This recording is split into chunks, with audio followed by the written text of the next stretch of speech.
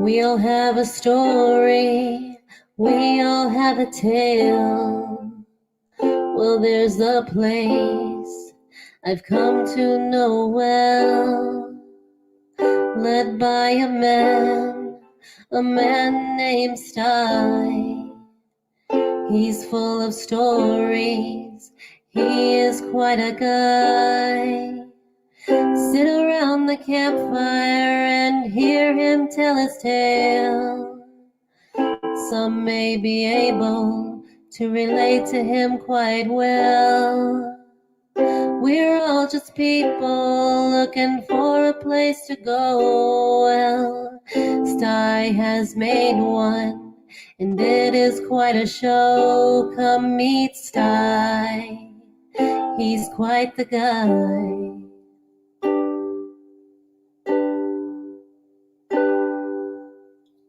If you're feeling lonely, come and make a friend.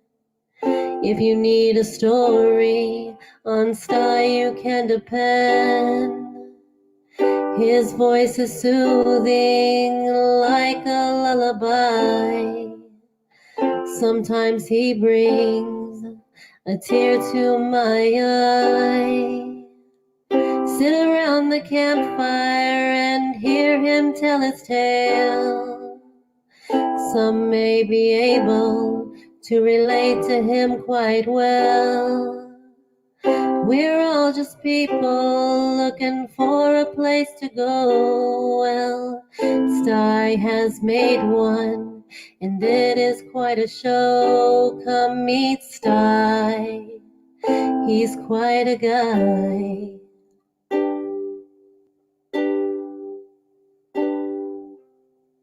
Sit around the campfire and hear him tell his tale. Some may be able to relate to him quite well. We're all just people looking for a place to go. Well, Sty has made one, and it is quite a show. Come meet Sty, he's quite a guy.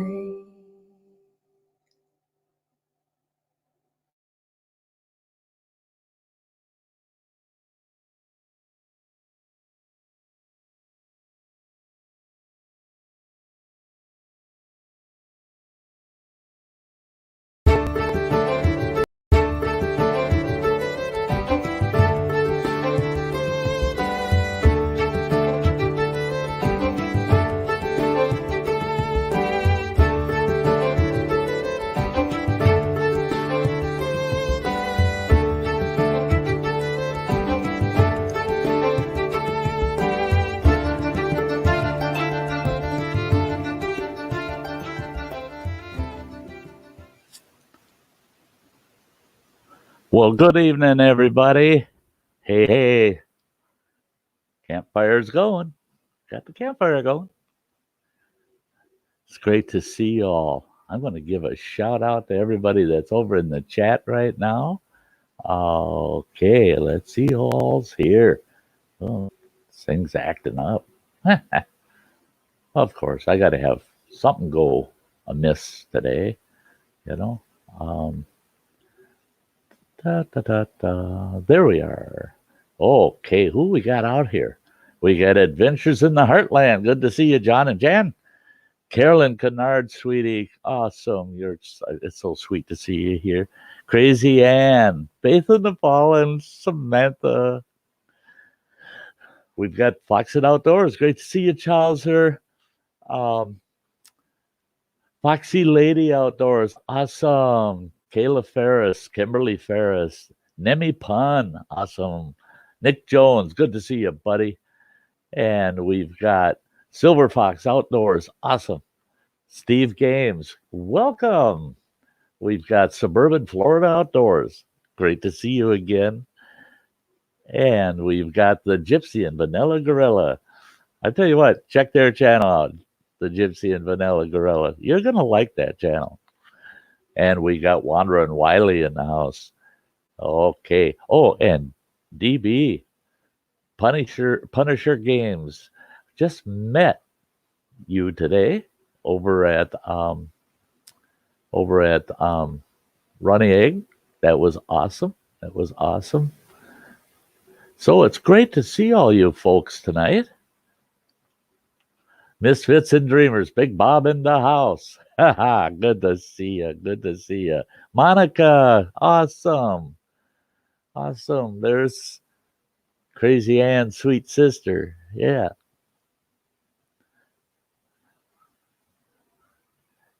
Yeah, it's a great group of folks tonight. I got to check a couple of little things, and then we're going to be totally up and running.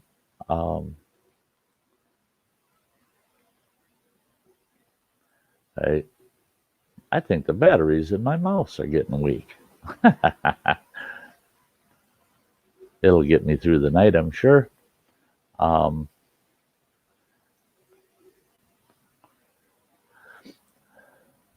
So, is everybody staying healthy out there? I sure hope so. I sure hope so.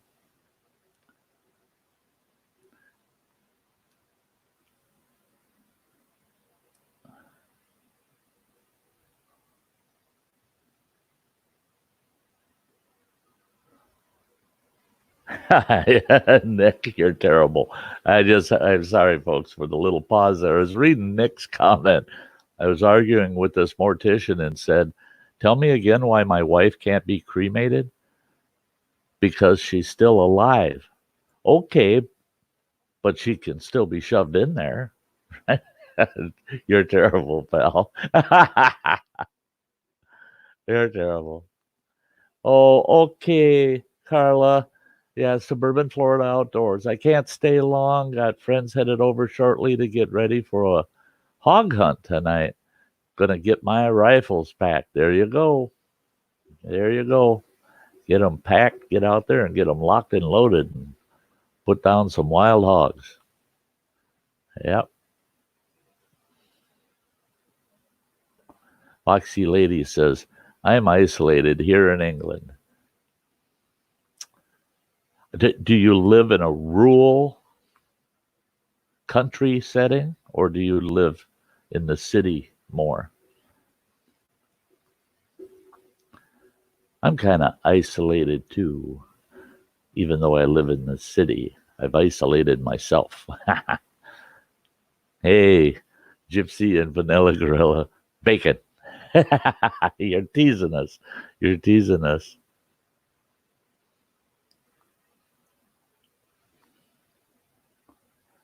My at name, or my at plus channel name thingy's working tonight.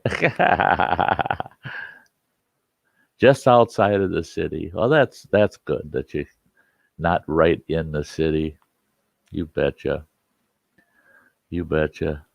The suburban Florida outdoors. Carla is saying, yes, yes, yes.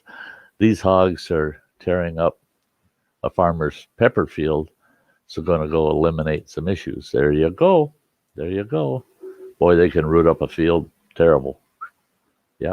And it's nice. I mean, the farmers really do appreciate folks that are willing to come and help them out. Hey, Crazy Hen says, Sty, I'm eating noodles.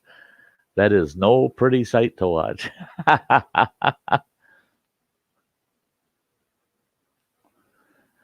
Nick managed to get toilet rolls, bread, long life milk today with no problem. I love my cattle prod. Keeps them away, doesn't it?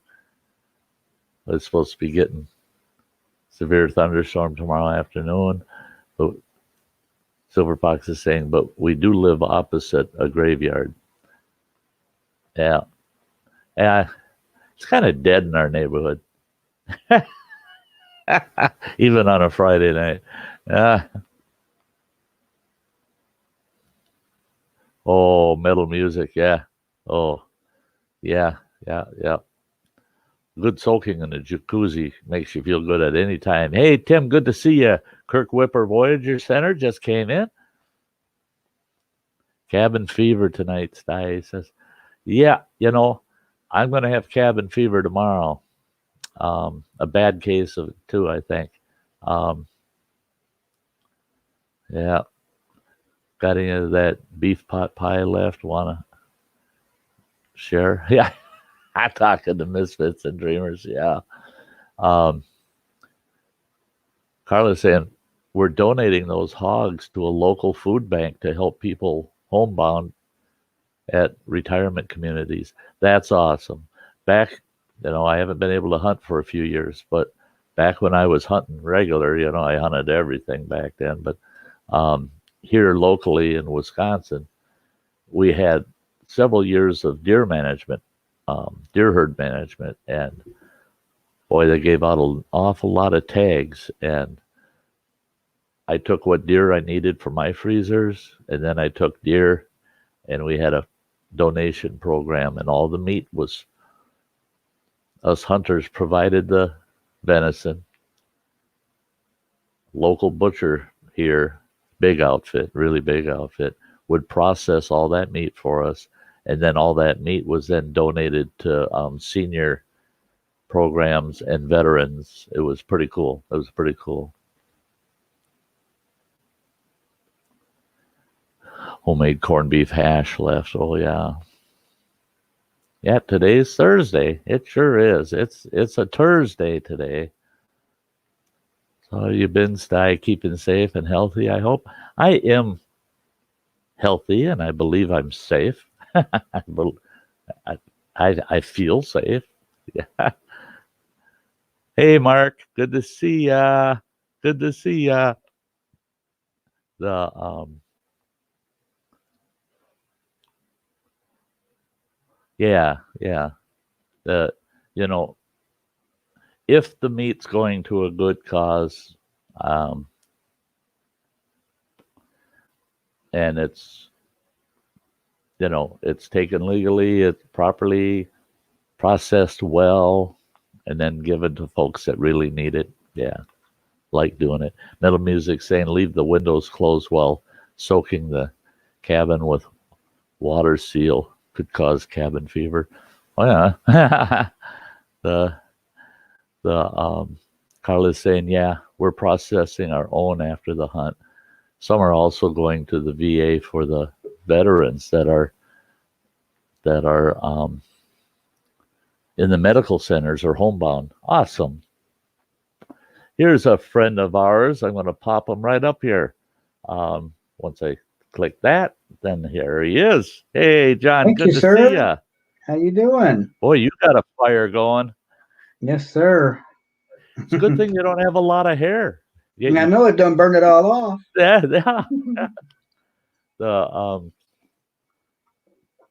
I wouldn't have to worry about it. Oh, Bob, Bonnie. I wouldn't have to worry about it at all because I have to say I'm clean shaven today.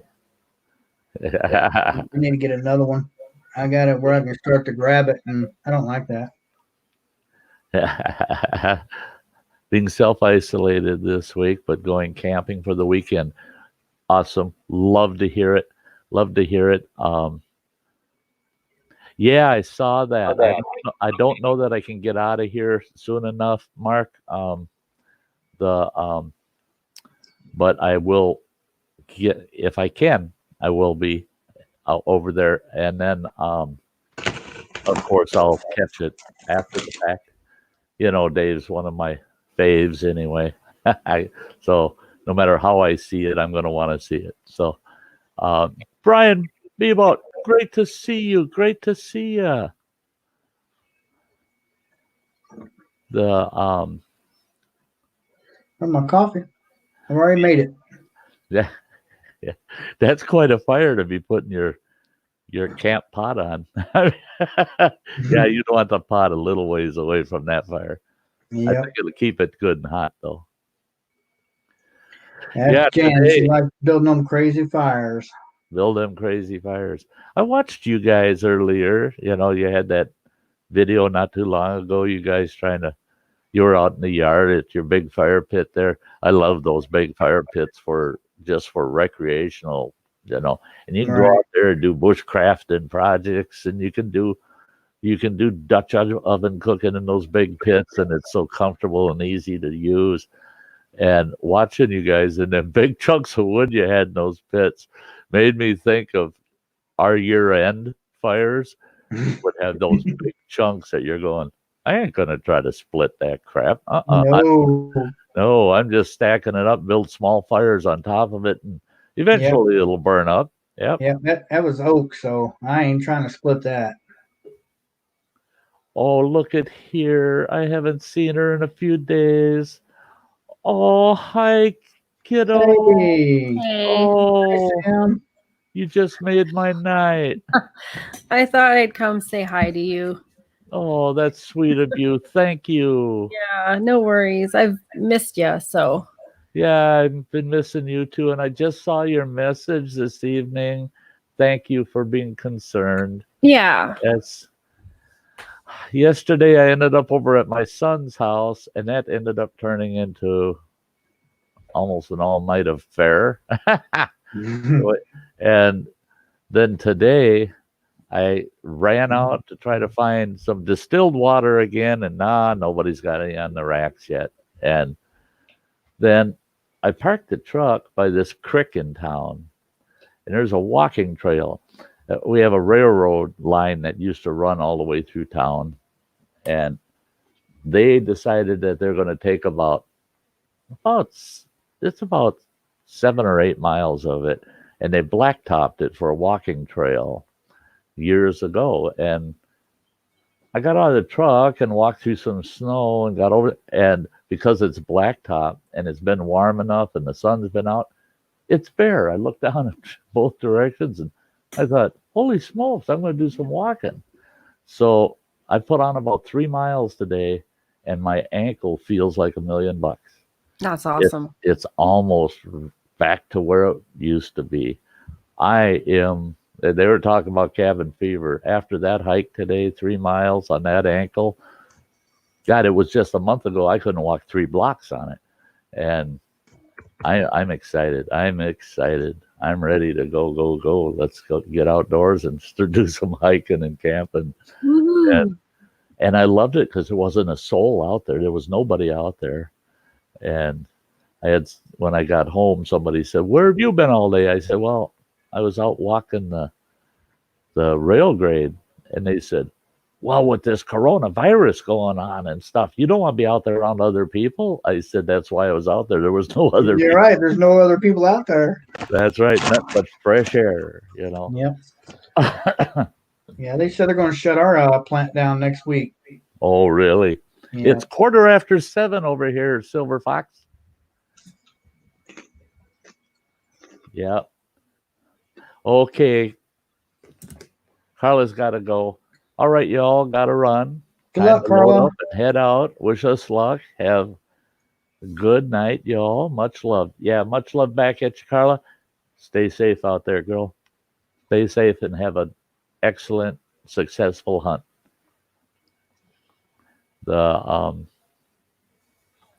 I was in Walmart today, and of course they didn't have my water, and I'm just wandering around because actually our Walmart's turning almost into a ghost town. There wasn't a lot of people in there, and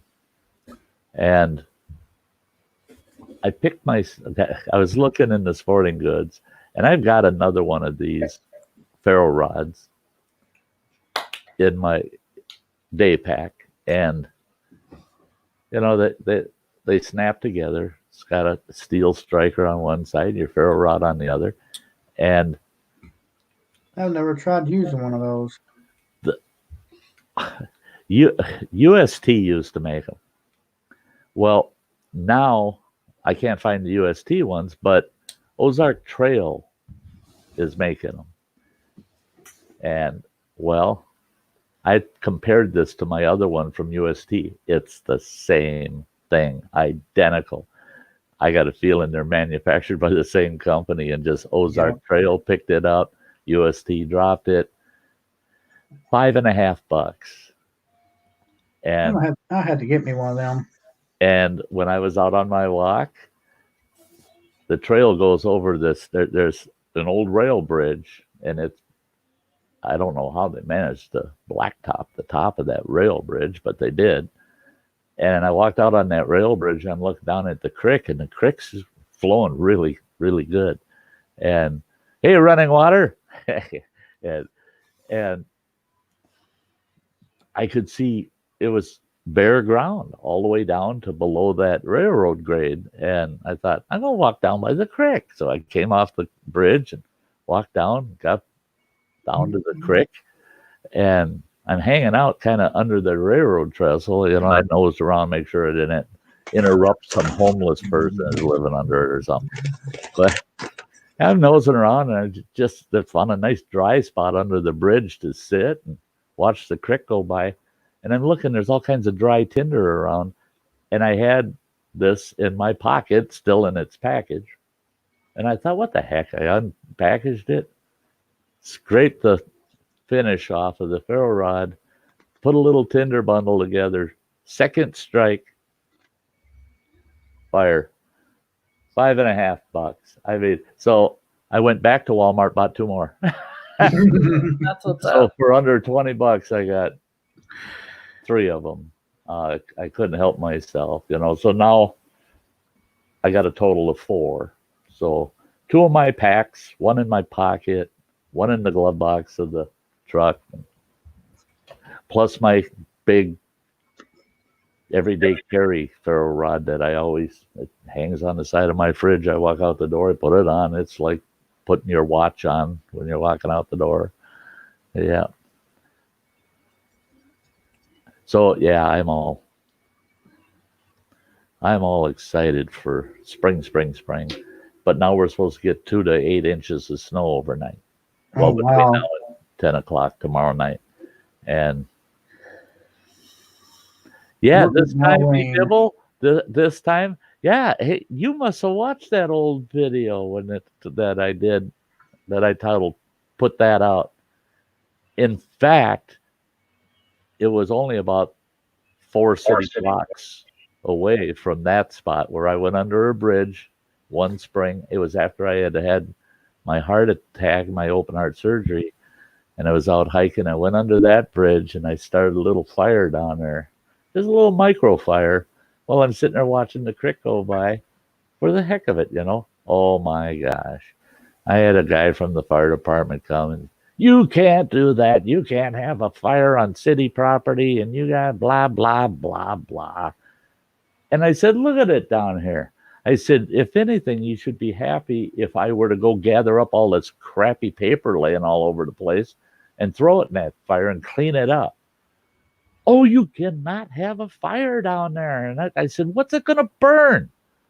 I mean, my God, I'm down in a gully, and there's nobody's built anything within 150 feet of that gully on either side. I said, if the whole gully burned out, it would be better for this creek bed, for one thing.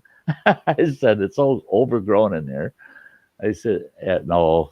He was telling me I was going to get fined $500 and some other crap, and had to put my little fire out. But no, I didn't have that happen today. They left me alone. Oh, wow. Silver Fox had new snow boots for the winter, and they didn't have any snow this winter. That's like me. I got brand new snowshoes last winter, and it quit snowing. So I never got to use them. All excited for this year. Broke my ankle this summer. I couldn't snowshoe this winter. The way my ankle feels today, I could actually snowshoe.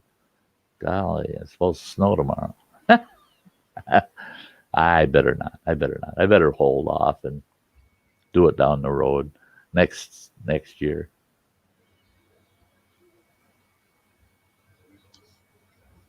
Thinking about the one, when I started the fire in the apartment. Oh yeah,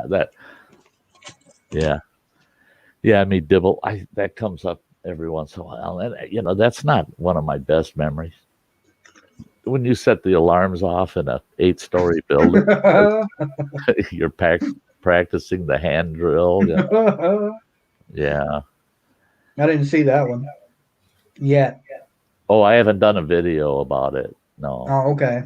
No, I've just talked about it on my streams quite often. Because I'll have people say to me, well, Sty, why don't you have a little campfire in your apartment, for crying out loud? Tried that. It don't work.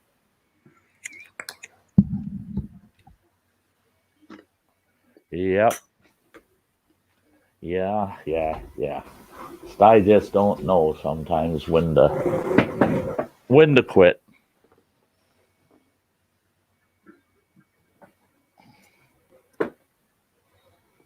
Oh boy.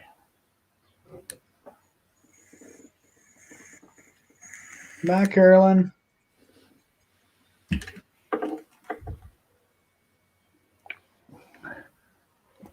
See you, Carolyn Kennard. Take it easy, lady. Oh, Carolyn. Yes, girl.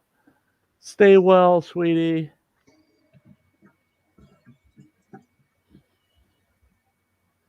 Hey, Patriot Rob. Good to see you, Rob. Going off grid for a week or so. Yeah. If you're doing it on purpose, it can be fun. Yeah. Yeah. When you intend on it, that can be fun. The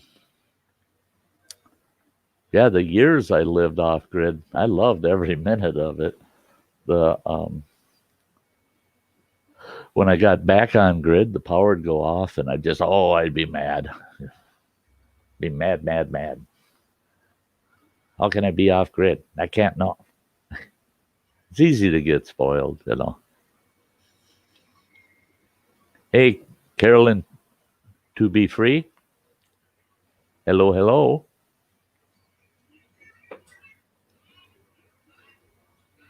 Hey, spinning and winning slots with Blaine. Good to see you, Blaine. It's going good. How's it going for you? What's the name of the camo top you have on tonight? I don't know. I think this one was a real tree, one of the real tree patterns. But you got to keep in mind this shirt, that people won't believe this shit. But if I really I'm not going to show you all the holes in it. but just look at the elbow on this thing. I mean, just a little ripped up, you know. It's pretty rough. That's when they get comfortable. I gotta do some surgery to it, you know, stitch it back together. But this shirt's 25 years old, and it's not available anymore. You can't find this shirt anymore. Of course, I should have bought half a dozen of them. And a shirt of this quality, it's got vented panels on the back. You know, they're like a mesh panel that's underneath the fabric, so you don't sweat in the dang thing. I bought 2 of these shirts for bow hunting, and this is the last of the 2 that the other one didn't survive. But to get a shirt like this one now, to get one that good quality, is gonna cost me anywhere from $45 to $85 a piece for them. And Running Water says, not going to be hanging around full day with truck stops and rest areas closing, restrooms, no access to food, turned away at Walmart and assaulted in a truck stop over a bottle of water. I don't get it, man. Hey, I'm in Northwest Indiana. Where are you at? Maybe I can, if you're close to me, I'll bring you some stuff. That everybody out in the United States go out of your way to give those truckers a hand. I mean, exactly. Crying out loud. I mean, they're the only guys that are getting us our groceries. Right. I mean, you want to go hungry? Shut down the truckers to see how fast the stores get empty then. Oh, yeah, South Carolina. Yeah. Crap. Not anywhere close to me. Yep. Wish you were. I'd sure meet up with you. Bring you a bunch of stuff. I have to I've got the iron-on patches. I got a hole in the front of this shirt. I got one in the back. And it's weird because it's only this left elbow that got wore out. But I just got to quit quit being lazy and get those iron-ons put in there. Look at here. Hi. There she Hi. is. She must have finished her noodles. Yeah, That's right. I got dill pickle chips. Dill it's pickle messy. chips. I like those. I will.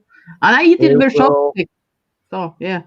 I use chopsticks when I eat noodles. Arcade. So, I have to slurp. uh, We still got milk in our stores. One thing I did notice that was wiped out were the eggs were pretty well wiped out. Oh, I got the last loaf of bread at Walmart today. yeah. That was Is it funny. good? That was Yeah, funny. I I come went to down the that store tonight. aisle and I come That's down the bread crazy. aisle. There's nobody there, and there was one package of hamburger buns, 2 packs of hot dog buns, and 1 loaf of Sara Lee wheat bread. Just Mm. 1 loaf in the whole Walmart. I took off for that. I grabbed that loaf, threw it in my cart. Just as I come around the corner, I heard this guy saying to his wife, "Oh, we gotta get bread. Gotta get bread." Oh, And shoot. they started heading down there, and I'm going, "I gotta get lost. I gotta get lost. I don't want to get in a fight over this last loaf of bread." Because I wasn't going to come home and bake bread. No. That's one thing I wish I would have figured out how to do. Like my mom and sisters, they can bake bread, but I don't know No? how. Oh, Otherwise, I would be making my own, you know. But I don't got a Yeah. bread maker. I don't got any of that stuff. So hi, Wheel Life. hey, this is Will. Howdy. Great to see ya. Yeah, you and your long hair and beard today on your stream. I came in literally less than 2 minutes before he ended his stream. So I got to hit the thumbs up and had to go back and watch it. But he had this fake beard and this long hair. It was funny. Yeah, I seen he went live, but I was at work, so I couldn't get on. Yeah.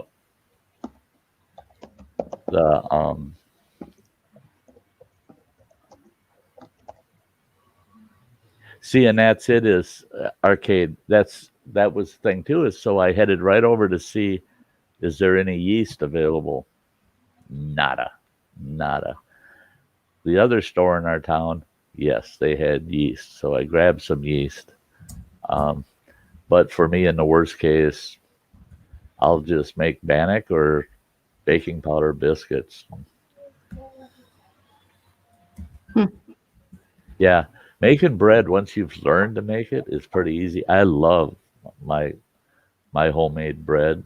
I I pat myself on the back that this fella that we had just met, him and his wife. They came to visit us out in Montana, and they walked in the house and he could smell that I was baking bread. Well, all we had was a big Sears Charm wood cook stove, so I'm baking bread in an old wood cook stove, and the whole house smelled of bread.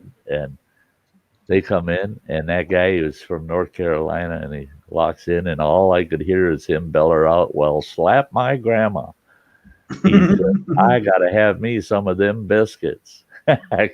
Well, the dining room table was covered with fresh bread and biscuits and cinnamon rolls, and yeah, I was the bread baker in our house, and Hey, didn't Phil, last long. keep the eye on the road. Eye on the road. Don't type. Spicy. Yeah. Be careful now. Yeah, I talked to him earlier. I told him I'll see you when you get home, not while you're driving. No. I use my cast iron and make bread in that. And I I do it like in 24 hours or something, 12 to 24 hours. I make the dough and put it in the cast iron. I take it out again and I put it back in and Yeah. it's easy. Yep. Oh, I love bread made in a Dutch oven, in a cast Oh, yeah. iron Dutch oven. Oh yeah. I like making sweetbreads too, using tin cans, like the big bean cans. And Yeah. I'll make sweetbread dough, cranberry bread, blueberry, banana, whatever I got handy, and put some walnuts in with it. And I just pour the batter inside those cans, and I stick them in the oven or next to the campfire and just keep turning them. And when they get done, you just dump them out, slice them. Awesome. And I've even done yeast bread in tin cans like that just to make the round loaves, because you slice it and you toast it and it makes like backwoods. Basically, you make your own muffins. Yeah. Cool. Well, I Rye made bread is awesome. How do you do that, Sty? Do you just use the normal bread dough recipe, or For the yeast breads, yeah. The the thing with the yeast breads, you want to make sure to grease the can real well. I usually had a stick with a piece of, basically it was cotton, like flour sack cotton. okay? And I'd cut strips and I'd make basically like a big swab out of it, and then you just grease the whole inside of the can and the base, put your yeast dough in there, let it rise, and then you bake it.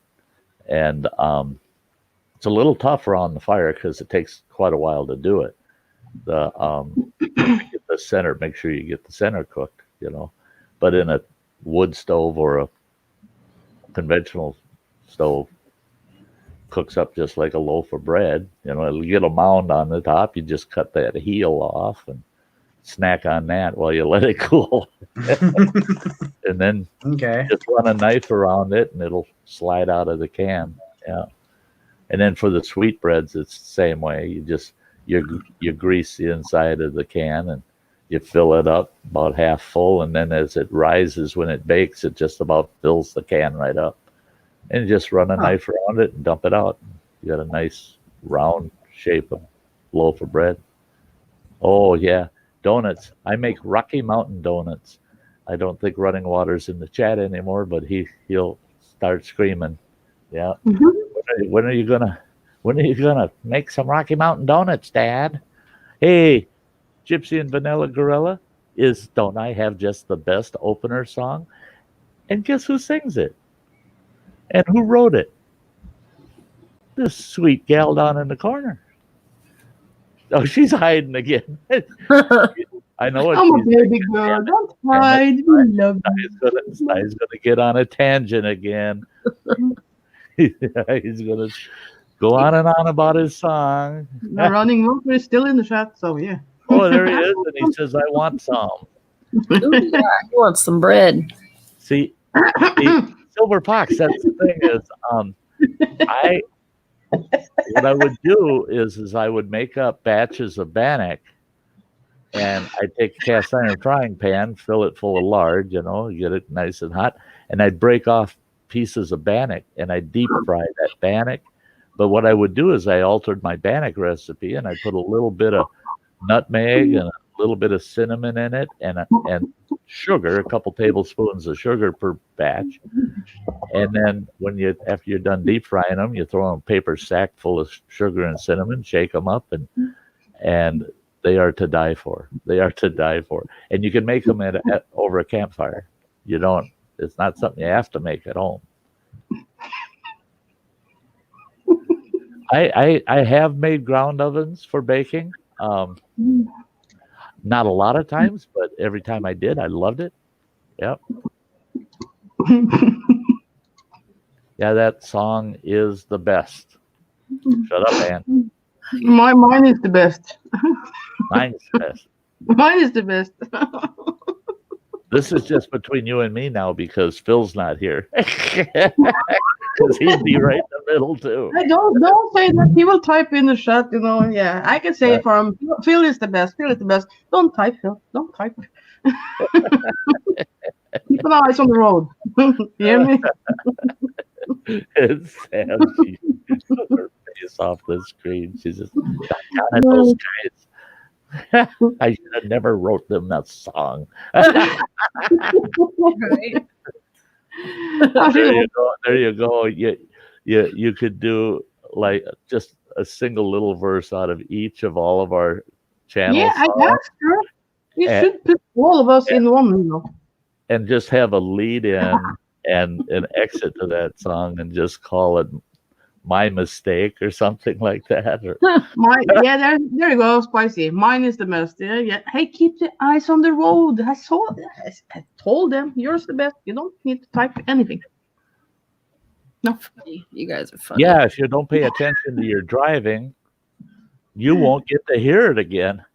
Yeah, and your car will be, no more car for you. Make it sourdough, Pennsylvania German donuts. There you go. Sounds delicious. I love never use I sourdough. love sourdough. I love donuts, period. Donuts are to die for. That now, I like the whole. top bottom, Sam. I've been sitting here thinking, Yeah. I got no donuts.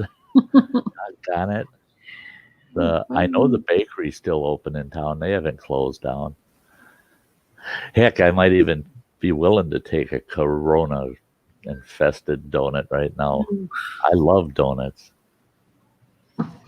My mom, oh God, she worked her tail off making homemade donuts, and when she made donuts, she was in the kitchen all day making just donuts. She was the Tupperware queen. Get those off the camera. Those are not allowed in my stream. They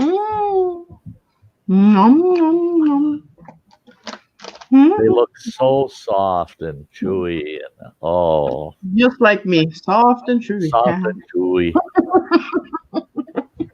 What kind are your favorite? Mine. Mine. Or me.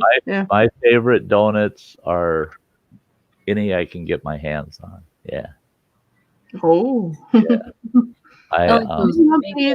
She said. That's good. Experience and methods. I am very particular. As if you change something, they are no longer my recipe or style. Right. That and that's the thing too. Is my grandmother made the best sour cream cookies in the world. I've never tasted one like hers ever. And before she passed away, we begged her for the recipe. And she said, you'd have to hold me up in the kitchen and watch me and write it down. Because she said, I couldn't tell you. I just automatically, I know a pinch of this, a pinch of that, a cup, like a rolling top cup of this. And so we tried getting her recipe, trying to figure it out. Nobody's ever been able to duplicate it. Yeah. Hey, Don. Good to see ya. Yeah, Alexander. I love apple fritters. Oh shit! I need donuts and apple fritters. Those are good. Yeah, that's another thing I used to do with what we called our Rocky Mountain donuts. Is I would take canned apples, dice them up, and mix them in with the batter. So when they deep fried, they'd have pieces of apple in them. And the thing is that method, that recipe of making my Rocky Mountain donuts, we did that when we lived off grid up in the Cabinet Wilderness in northwestern Montana. When me and my whole family, I had my whole family up there, spouse and 4 kids, and we were just dying for something sweet. And I said, I think we can come up with something. So I experimented, and I made those Bannock donuts, and the kids titled them. They were all little at the time. I think Running Water was about 8 years old. They titled them as Dad's Rocky Mountain Donuts. Yep. Good to see you, Lizzie Ann. Hello, hello. Hey, Lizzie Ann. How's it going?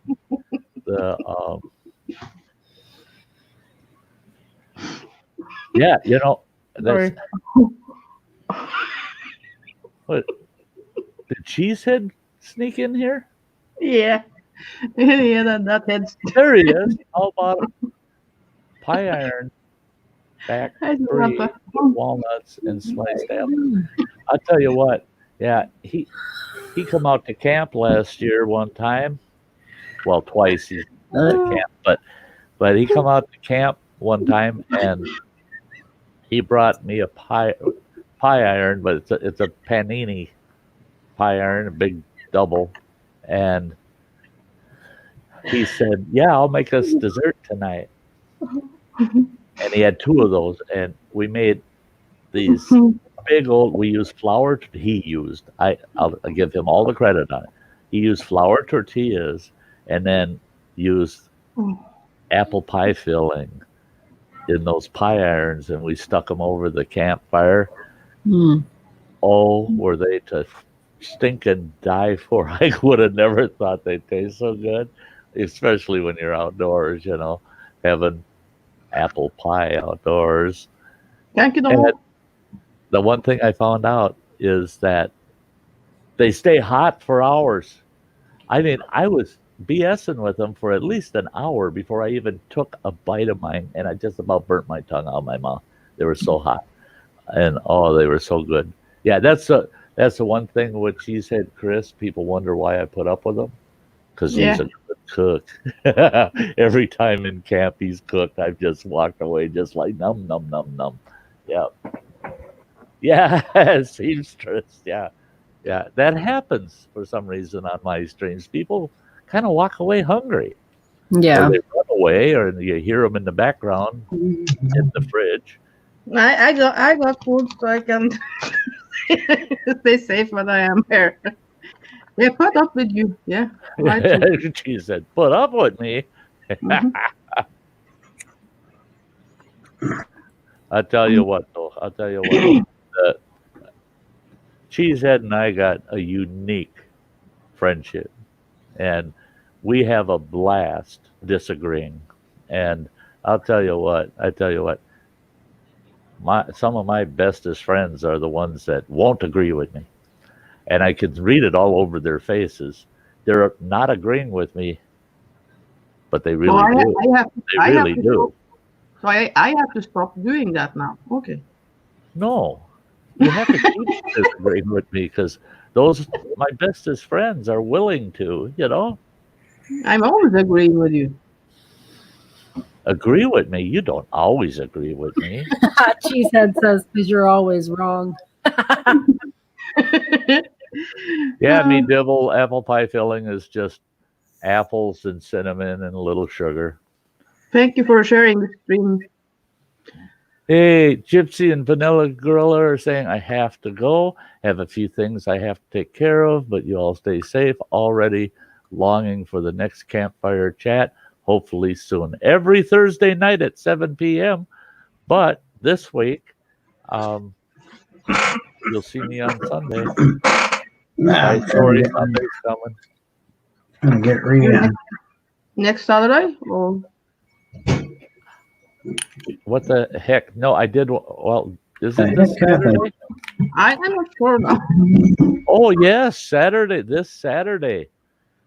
Yeah, we got to do Into the Outdoors this Saturday. So yeah, anybody that if you're jonesing for some time around the Sty Shack, Saturday night, this coming Saturday night at 7 p.m.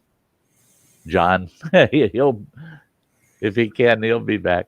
At 7 p.m. Central Time, Saturday night, it's Into the Outdoors. So, and that's the night where we just talk outdoor topics. I'm not sure what the topic will be this week. We'll find out Saturday. Yeah. We'll find out something. Oh, and I want everybody to know too that tomorrow, I've got a new video coming out, and that's Taking in the Outdoors, the weekly Friday video. That'll post at 5 p.m. Central Time tomorrow. What's the title? Into the Outdoors with Sty North.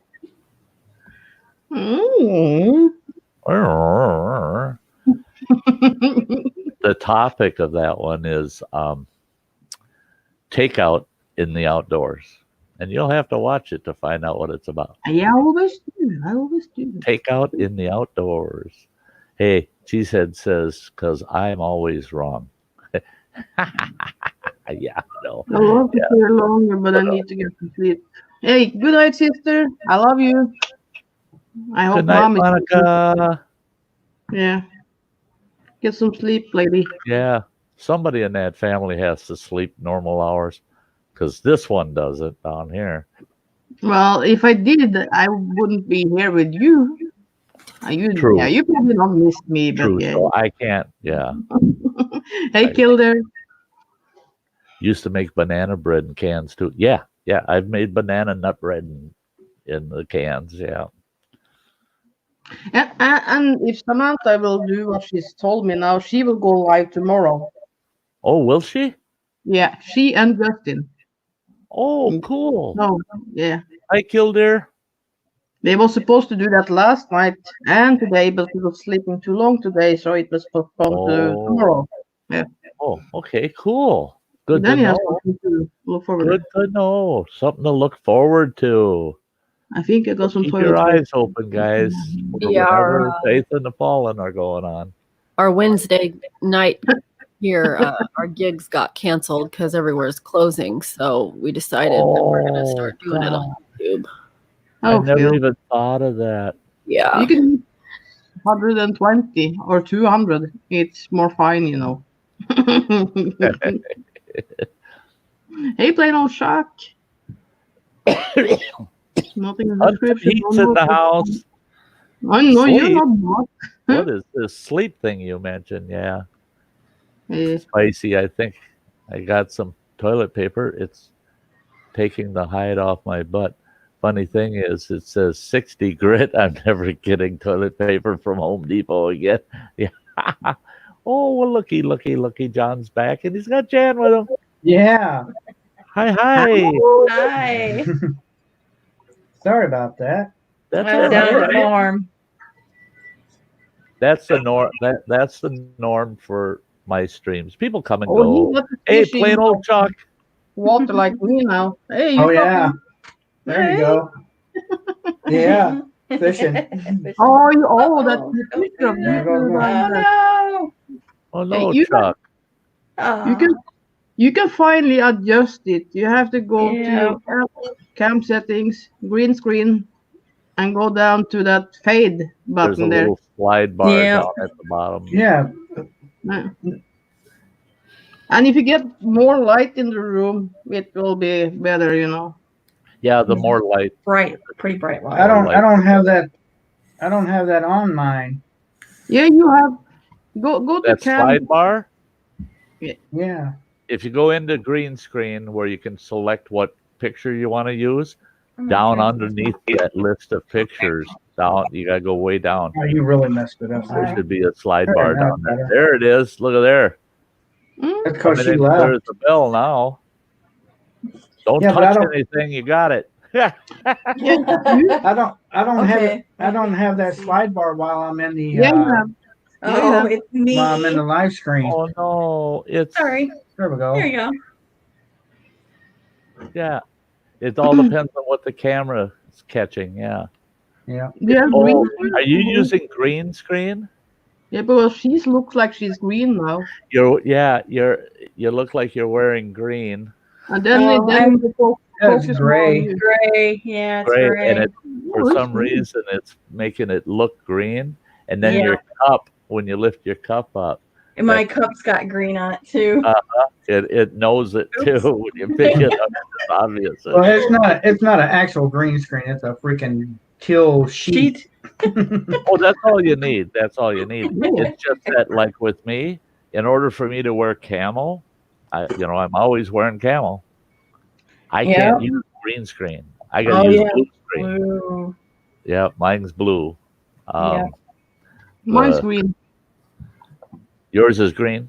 Yeah. And yeah.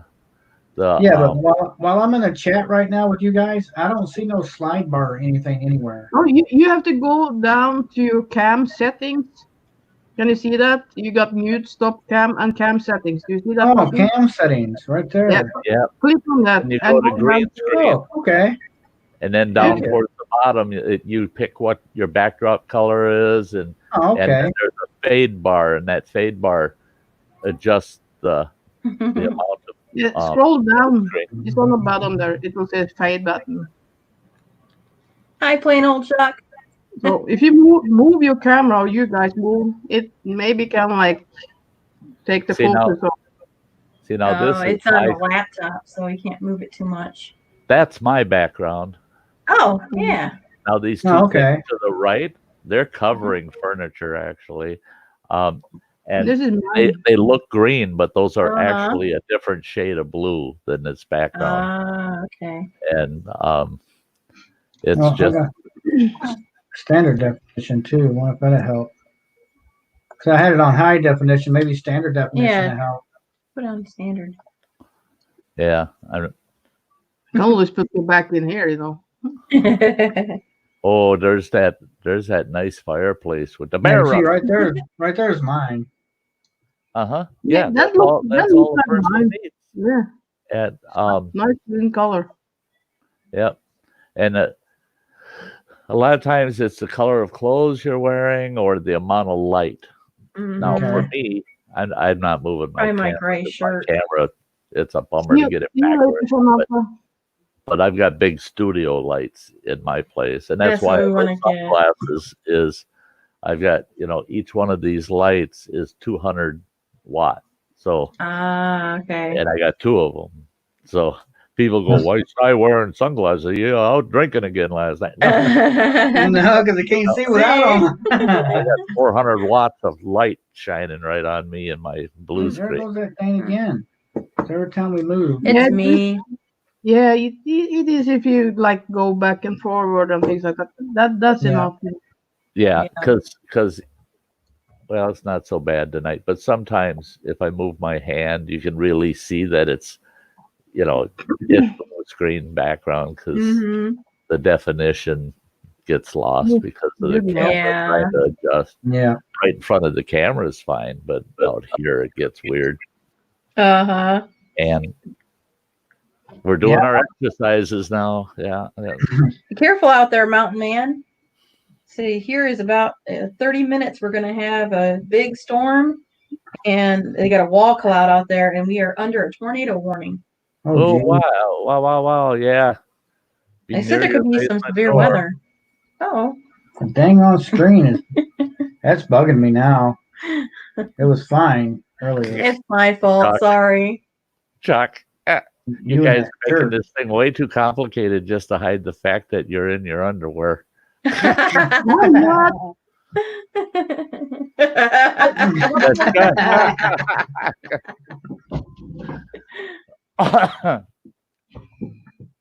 I got my Aw. pencil. It's a wardrobe. Yeah, and my old videos, folks have been You following me maybe. for quite a while. I used to have backgrounds. I've got a whole closet full of them. We had they a were big couple of those sitting in tapestries different that angles. They're big Mhm. printed tapestries that I was hanging. And I'm so glad I got Yeah. Try green that. screen now because those tapestries, I had one. I was doing a video from my studio, and the whole tapestry come off the wall and covered me.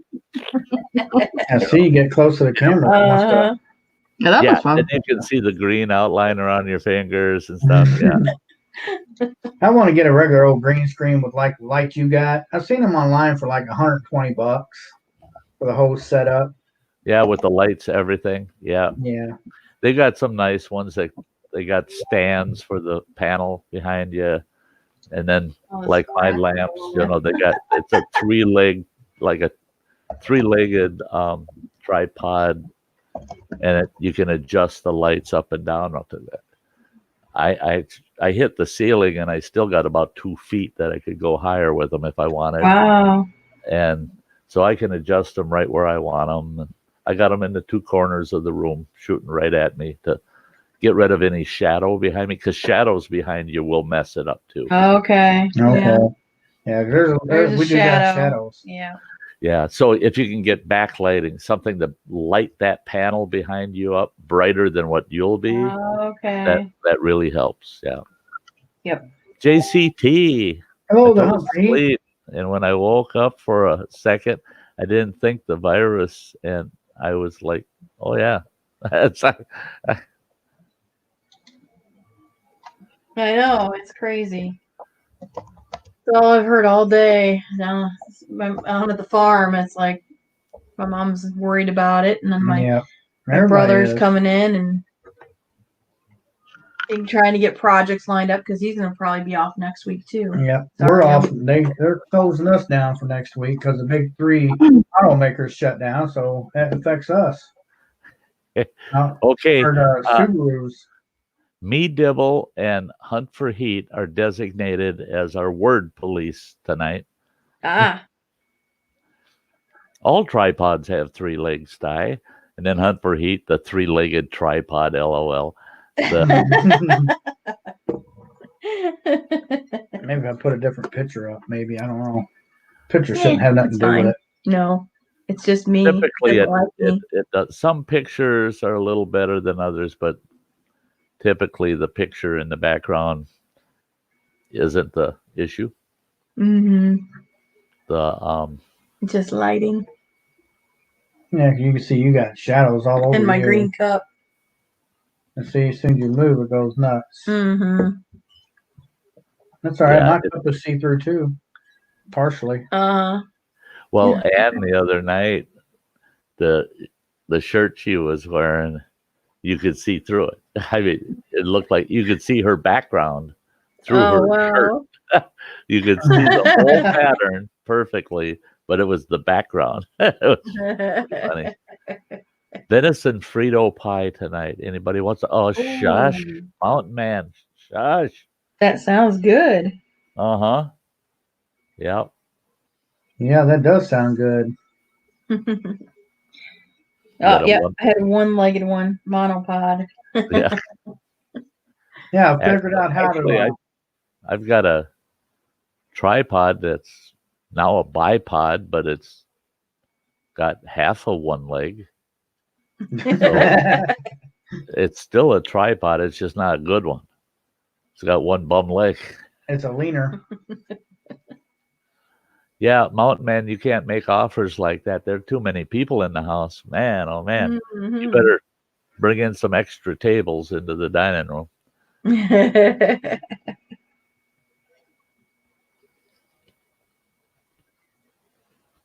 Oh, maybe Hunt for Hate. Yeah, I figured out how to put the little ticker at the bottom of my stream last night.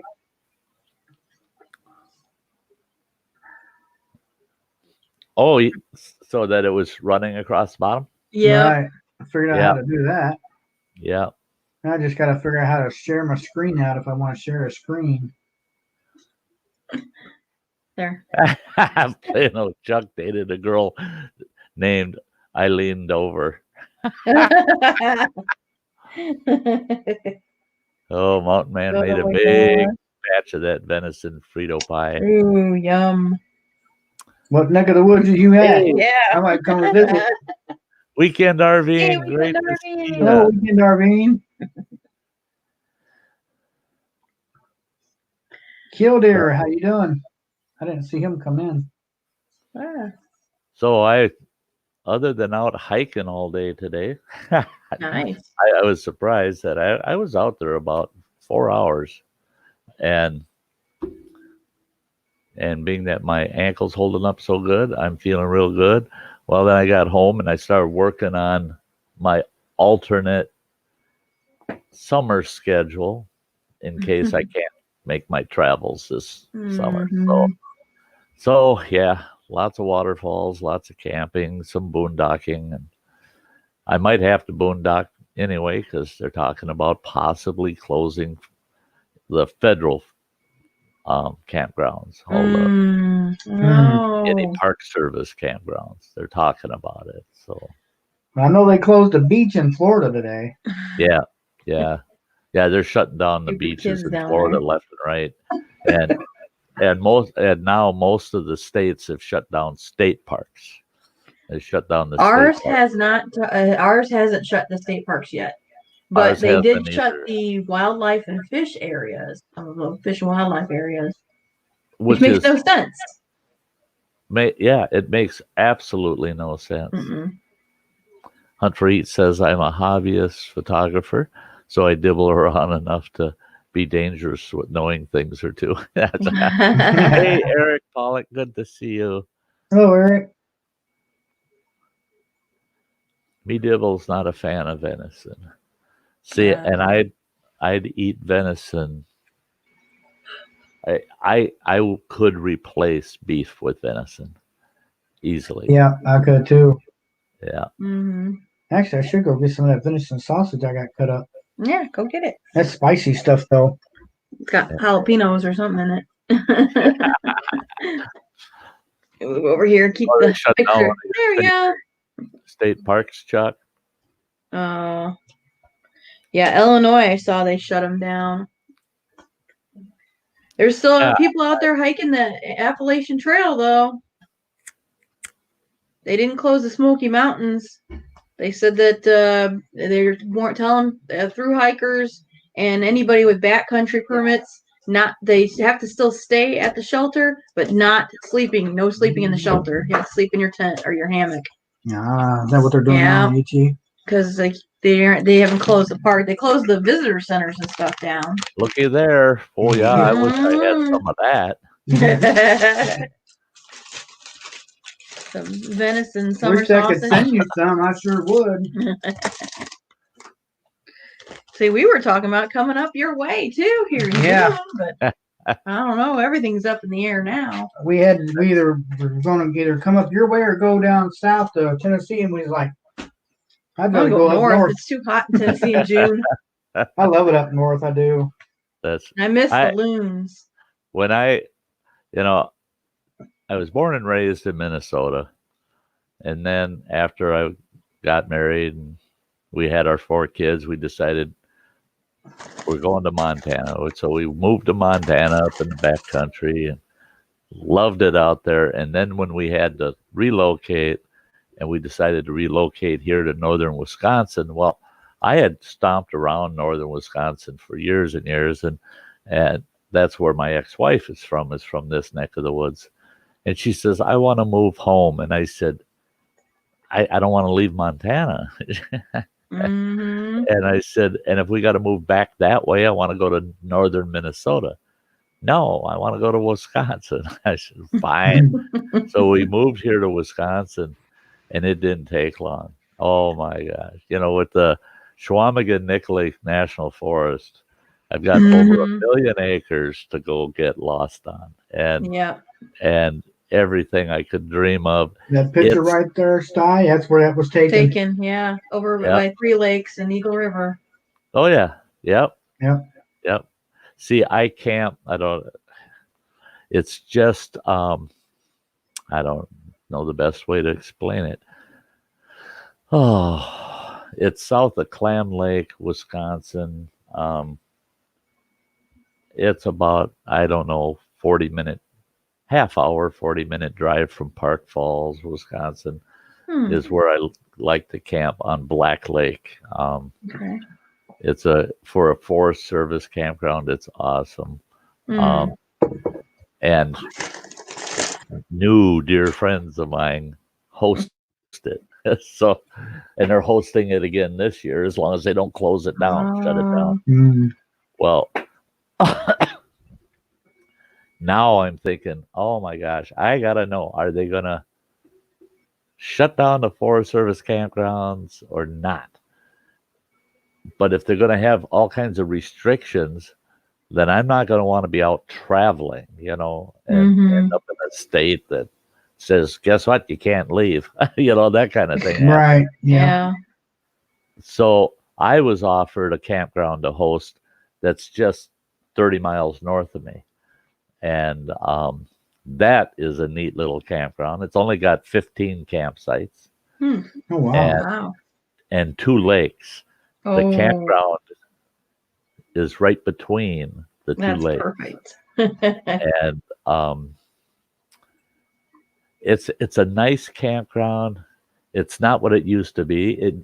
It's called Birch Grove Campground, and it used to be just full of birch. I mean, you pull in there, you pull into your campsite, and you got another campsite that's 50 to 75 feet away from you. You couldn't even see the next campsite. It was so wooded. Now it's open. You can actually see across the campground from your campsites because it'll start growing back in. But they had one of those storms of the century came through. Yeah. And it wiped out the campground, and it's nuts. So I don't know. I was almost tempted to get a hold of them and say, well, I won't travel this year. I'll do it in 2021. But I'll take the campground and host it this year. They're real flexible too. I mean, it's not like you got to be there every single day. So I can I can go explore, and it's in a beautiful location right in the heart of the northern section of the Chequamegon Forest. So great fishing in the two lakes. Yeah, panfish, bass, and pike in both lakes. Then there's a little lake that if you're willing to hike in there about 3/4 of a mile, there's no trails or nothing to it, but you get in there and it's only a 2-acre lake, but it's a deep basin lake. And that's got panfish, bass, pike, and walleye in that little lake. Nice. And nobody ever goes in there and fishes it. Yeah. It's too much work. Yeah. But it's only about maybe a 20-minute hike from the campground into that lake. And so hosting that campground might not be such a bad deal. Hosting a Forest Service campground, there's work involved. There's definitely work involved. But not enough work for what you get in return. You don't pay any camp fees. And I mean, the Forest Service will even go so far as to help you gather up the firewood you need to keep you going through the whole season.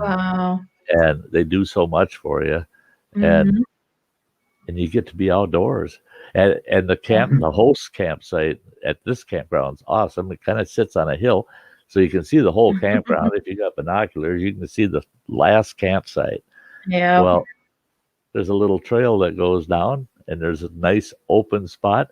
You can beach canoes or kayaks there. Oh, nice. And so you can just walk out of your camp right down to your canoe or kayak and get out on the lake and fish. Nice. So it's so tempting. So they offered it to me last year to do this year. They said, we'll give you the whole season if you want it. Oh, wow. They said you can come in and set up. They said even if the ice isn't off, they said you can set up the host site on May 1st and stay all the way until October 1st. Nice. Pretty tempting. Yeah. That is very tempting. If I can, and I have to go out there and try. I think I can get the signal boosted well enough. Well, actually, I wouldn't have to. I'll just go with mobile HughesNet. I'll put a dish on the top of my trailer, and I'll use satellite internet. Then I can stream right from the campground, and I can upload my videos. And Yeah. That's it. Like heaven to me. No. As long as there's a pair of loons on the lake, then it would definitely be heaven to me. Well, yeah, hunt for heat. I thought the Appalachian, I thought they opened that up in March for the southern segments. Oh yeah, it's been open since February. Yeah, it's been open since February. They're on the trail. Yeah, they're northbound right now. Yeah. And the Sobos are going too from July. And it's like the PCT they're already. I mean, they've several people have already busted out and headed from the Mexican border northbound. Mhm. Right. You know, but they're going to get to the Sierras early, and they're going to Yeah, have you're to. stuck then for They're going to have to go around because Yeah. they're not going to be able to take the high country. It's going to be too early in the season.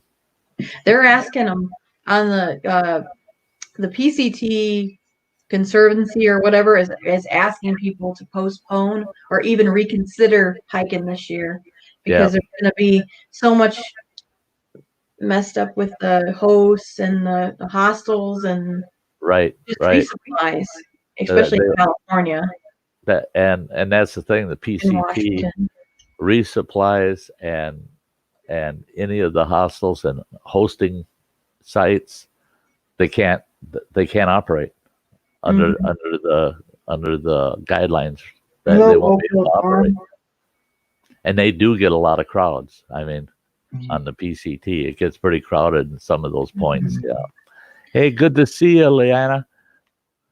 McCoy's Oak Hill Farm. Awesome. Oh, Roman. Hey. Roman. Yeah, we've been live for a little while, hour and 15 minutes or so. Yeah. It's great to see you, Roman. Hope you're doing well. Oh yeah, they've already hiked that part. Oh yeah, they can be on there anytime. Mm-hmm. And the Smokies too. You section hike. Yeah, they have to have a permit to hike through on the smoke and through the Smokies. I know for sure. Ooh, that was a spicy bite. Me too. We follow some I won't go hiking ever. Oh, I had fun today. I love hiking. It was all flat ground hiking today, all flat ground, and so I didn't think I could do 3 miles on flat ground with my ankle. There was no way I thought I could do it, and it was a breeze. It was a breeze. So when I hiked down under that bridge for a while, I thought incline's going to get me because I can't. I can't bend my foot front to back, but only about 60% of what it should be, and then it hurts and it feels like it wants to roll. Right. I got on that grade as steep as can be, and it was rocky, and I managed to get down that without any issue. Just using a couple of hiking poles and just watching where I stepped, and it wasn't bad at all. So now I'm all geared up. I thought to myself, I'm heading up. I'm going into Lost Creek Falls. I love going in there this time of year because the falls still are iced up a little bit. It's flowing good, but there's a lot of ice, and the ice formations and stuff are neat. I get home, and then I see the weather report. Now, I ain't going out there tomorrow. I was hoping I could, but not if we're getting 2 to 8 inches of snow. I'm not. Oh, wow. Yeah, we're supposed to get an inch Just plus rain. of rain tomorrow. Yeah.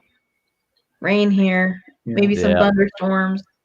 It was cold this all day, and then I went out this afternoon like, holy crap, it's like 60 degrees. Yeah. It's been Really? most of the day until about 4 o'clock. Came out. Saying it's supposed to be 60 degrees at midnight, and then at like 3 a.m. it's supposed to be like 40 degrees, and then at 7 p.m. tomorrow it's supposed to be 32. It's supposed to drop. Yeah, we had a cold front. Warm front today, cold front tomorrow.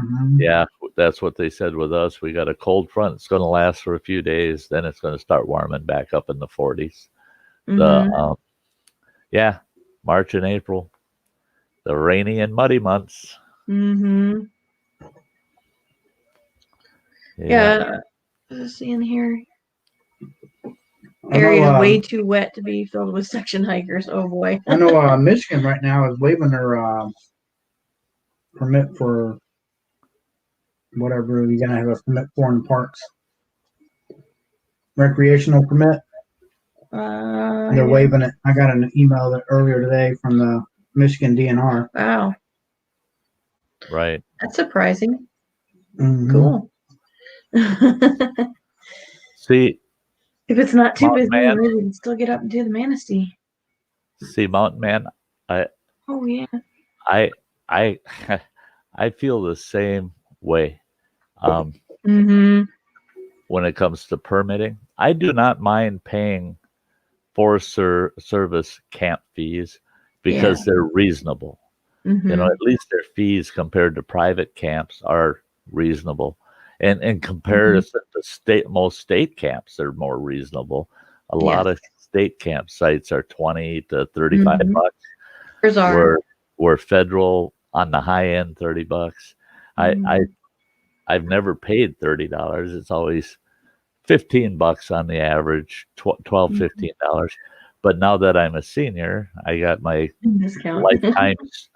lifetime senior pass, 80 bucks for that bugger, and I don't ever have to buy another one. And I can go into day use, and I get campsites for half price, and so it's $7.50 a night for me to camp in a regular campground. And so, but to hike down a dang trail, or like up here in the Apostle Islands, you got to get a permit to step out of your kayak onto one of these islands. Oh, okay. And they say, well, it's to protect the environment. We don't want a lot of people out there. We want to control the number of people going out there. And that's it. It's all about control. Well, I want to control them doing their so-called forest crop management. And I did a rant video last summer when I came on one of those sites, and I want to control that. But, they should quit controlling me and start controlling themselves, I think. Yeah. Oh wow, Roman. Yeah, all that heavy snow out there, and you were sunning the other day out on your porch. Oh, yeah. That's one thing I do like about Wisconsin, our national forest. We got a lot of fat tire bike trails. We got a lot of equestrian, a lot of horse trails up here, and tons of hiking trails. You just never run out of them.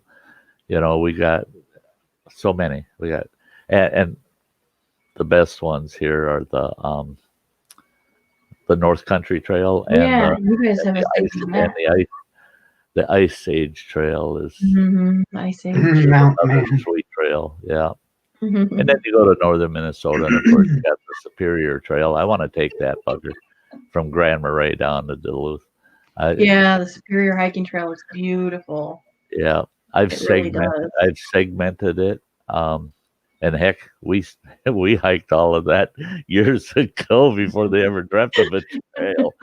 I mean, we had our favorite crossings on all of the major rivers, the Cascade, Temperance, all of those major rivers. We knew how to get across them back then.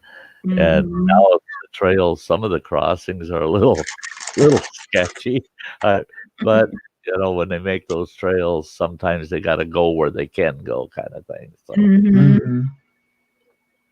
Yeah, I know they said on the CDT, they're really discouraging people on that one big time. I guess there's a couple of counties in Colorado up by Aspen.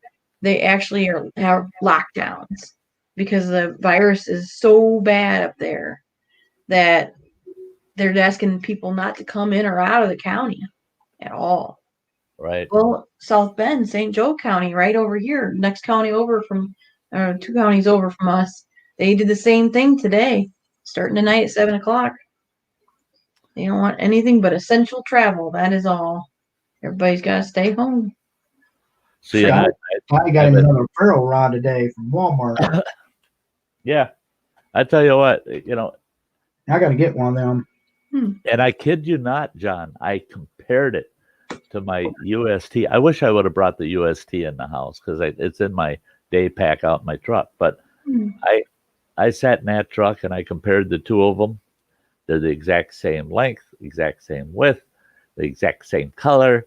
You take them apart, the strikers, the ferrule rod. It's exactly.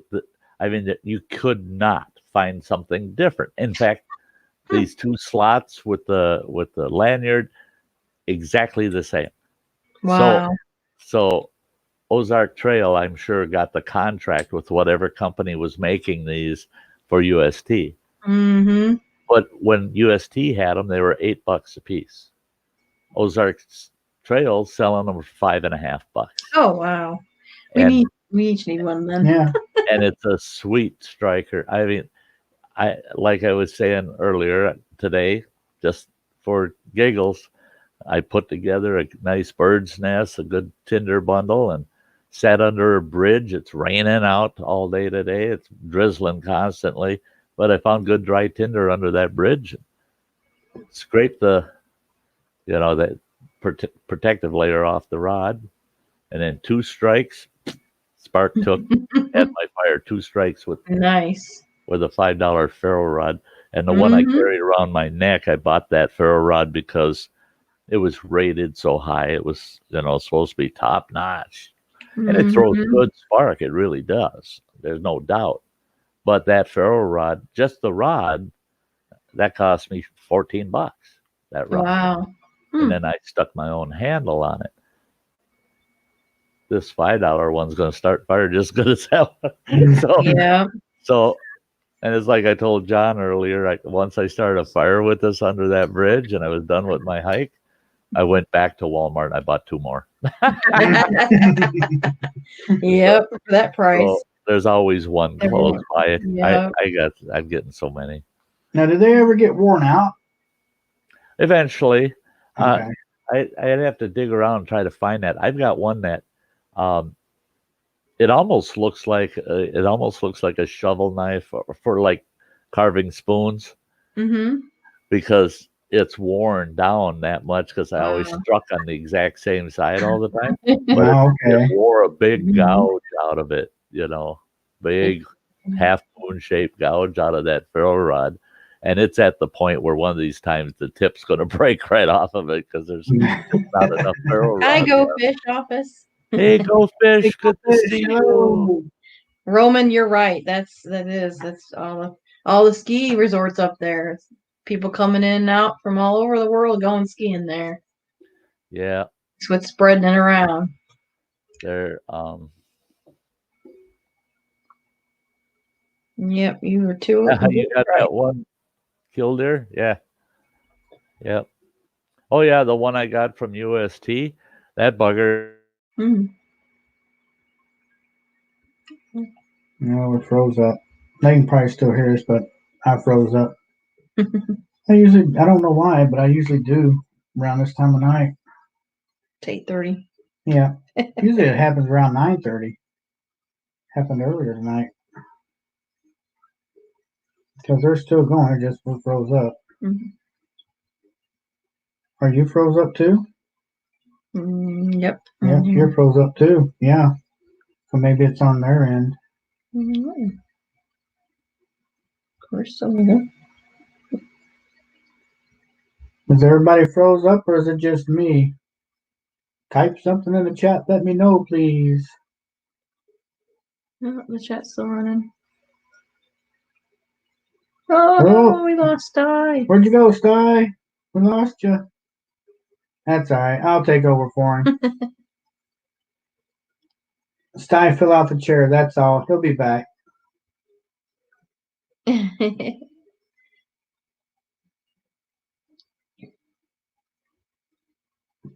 I'm waiting for Sty to come back. Hi, Carla. Carla, You're you're good. not Everyone supposed to else be is in here. Where's Supposed Sty? Carlin, you're supposed to be out boar hunting right now. We lost Where's Sty. Sty?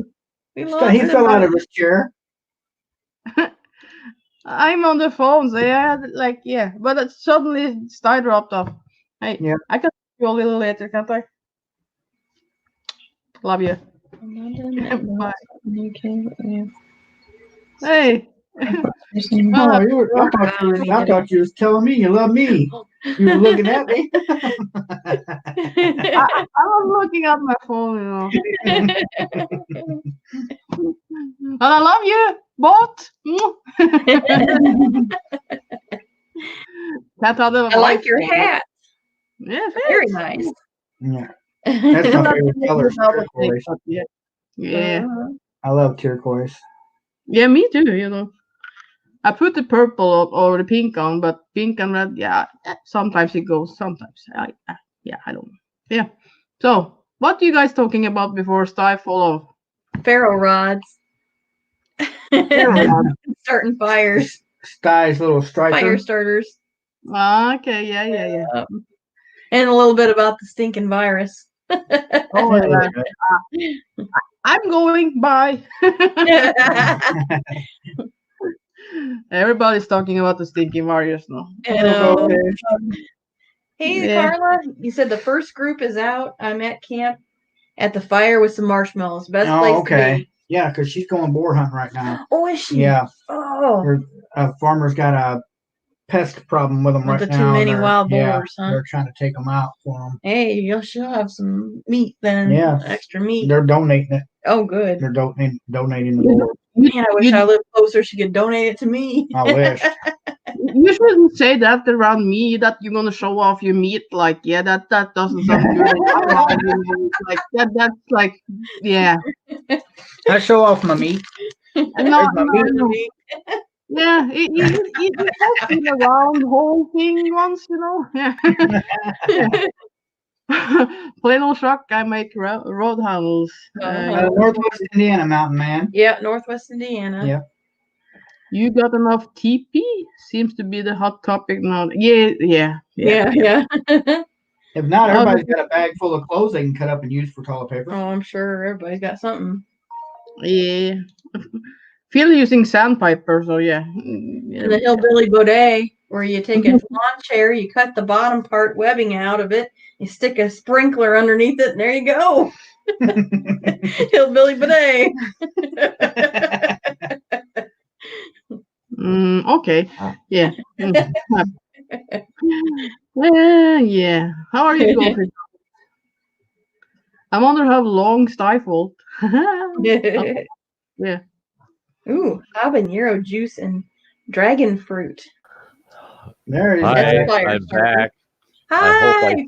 I hope I stay back. Aw. I thought you fell out of the My chair. whole system crashed. The Oh, whole no. thing. I mean, shut my desktop down, everything. So Wow. I'm surprised I got back up that fast. Yeah, I had to get over my Oh, phone. last time Sty managed power. No worries. I have plans to send you some Yeah, on this side it Boar acted like a power drop. Italian seasoning boar sausage. That care package sounds excellent, Carla. I can't wait for that care package. It could be used good right now. Suburban Florida Outdoors. It's going to send us some boar sausage and some Italian seasoned boar sausages and some orange blossom. honey. Smokes. I know. Holy smokes. That'll be a treasure trove. Yeah, well, it'd be Christmas all over again. Yeah. You betcha. I look back and first thing I caught there is that plain old Chuck saying he makes rod handles. Oh, ferro rod handles. I mean, he makes awesome ferro rod handles. He really does. He's got video work on those, and yeah, he does great.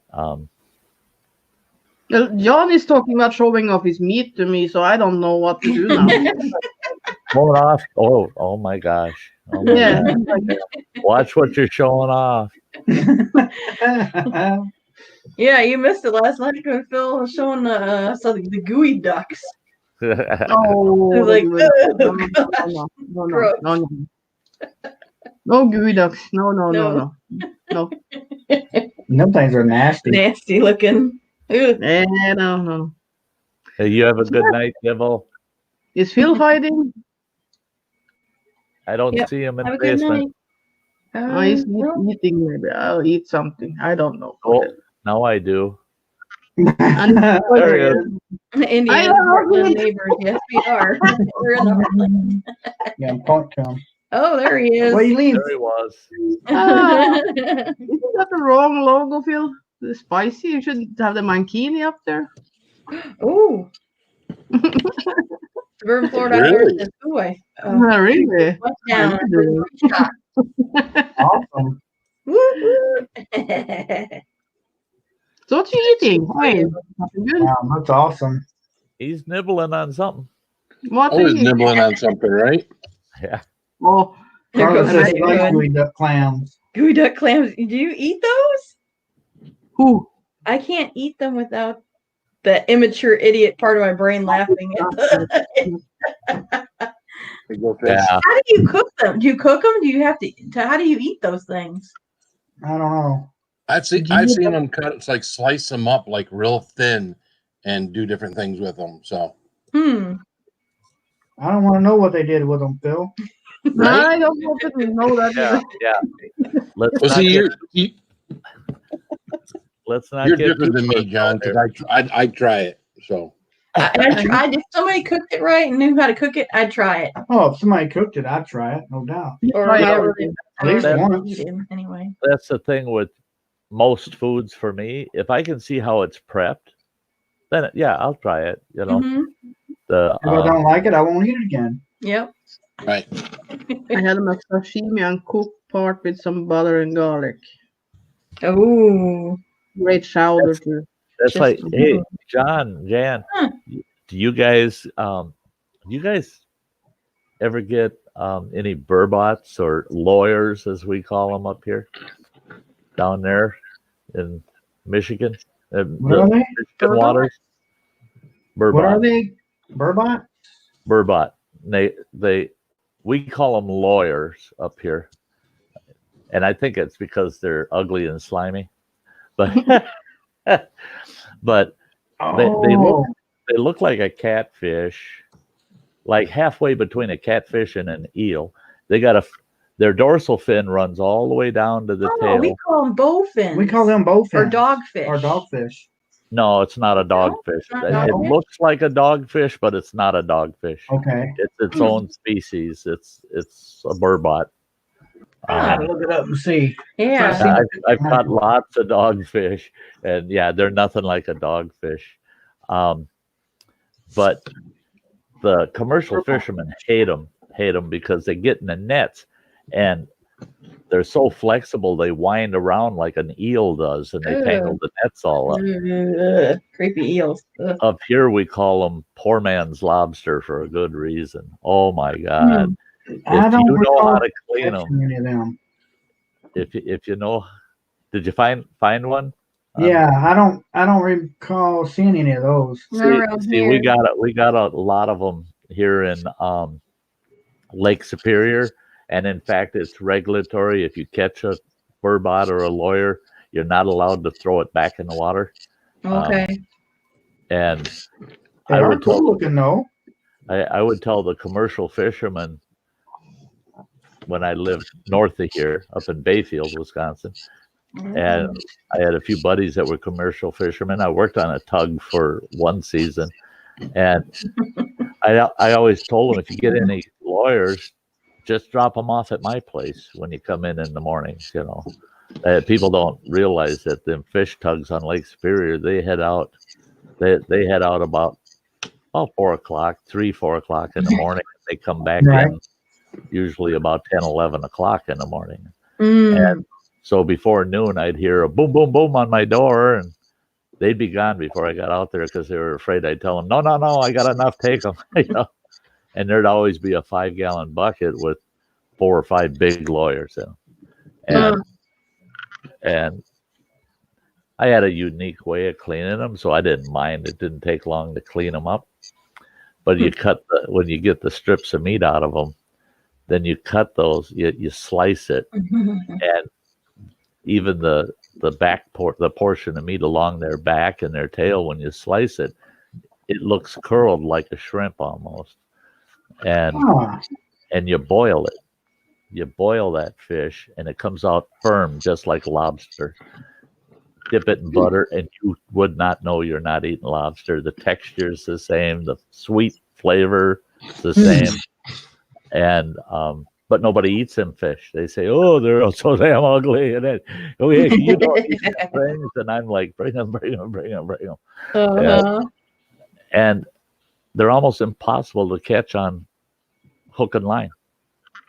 I mean, for some reason, they're a bummer to even try to get a hook in one of them. They just don't bite, and they love the deep water. They love deep water, so you're not usually out there fishing 60, 70 feet, Mm. you know. But there's nets down there, and there's thinking lawyers are getting them. So yeah, that's Are they that's where- invasive? well, I don't know the full history of them, other than it sounds like they're native to Lake Superior, and but they, how do you put it? They're kind of looked down on like a bullhead, you know. Okay. We like Yeah. I bullheads. love bullhead. Me too. Give me I some like of to those get into yellow some big bellies. yellow bellies that are Yeah, about the that yellow long. belly cat. Yeah, Oh, yeah, yeah. That catfish is one of my favorite fish. Hey, Saucy Shane, awesome to see you. Roman was in here. Yeah, anything of the catfish family, I'm game for it. Yeah, Did you see that? Too? Roman was in here too. I don't know if he's still here. But... Roman was here. Yeah, they're getting snow out there. Yeah, sunbed one day and snow the other day. Yeah. Lionfish open season. Take all you want anytime. Encouraged to take. Great fun. Spearfishing those, huh? Yeah, you don't want to go. Lionfish. In Wisconsin, if I'm correct, I think it's still banned. The only thing you're allowed to spear in Wisconsin are northern pike in the winter and sturgeon. Yep. Otherwise, don't get caught with a spear in your truck. Don't get caught with a spear in a truck, especially by a tribal game warden. Yeah. Yep, they'll take your damn truck. Yeah, that's spearfishing, man. Some of them guys, they'll sit out there for weeks and trying to get a nice. Oh yeah, out there with sturgeon by Fond du Lac and gosh, man. Yep. Oh, I was wanting to ask you, Sty, have you ever been to Mille Lacs at the ice? Mille Lacs? The ice port. Have you ever seen the Mille ice Lacs? port? Mille Lacs. Okay, get this. If you look at Google Maps, if you really look hard down in the south, kind of southeast corner of Lake Mille Lacs, there's Father Hennepin Park. My great grandfather owned, and this is insane, he owned 6,000 acres of the south shore of Lake Mille Lacs. Oh wow! Jeez. I've spent so much time as a kid on Lake Mille Lacs, it's pitiful. My great grandfather was a colonel in the 2nd Minnesota Cavalry, and he managed to cut a deal with the territory back in the day, in the 1800s, to buy that land. And he bought that land, and basically it was for timber. They put a big mill down there, and he deeded it back to the tribe. The federal government told him, "How dare you? You're a commissioned officer. You can't do those kind of deals." So instead of making the tribe give him back what they, or give them back the land, he give them back what they paid, they said, "No, we're just taking it." So the federal government just seized the land basically from him and the tribe. But it had Father Hennepin Park there, which was the traditional burial grounds for the Mille Lacs band of Lake Superior.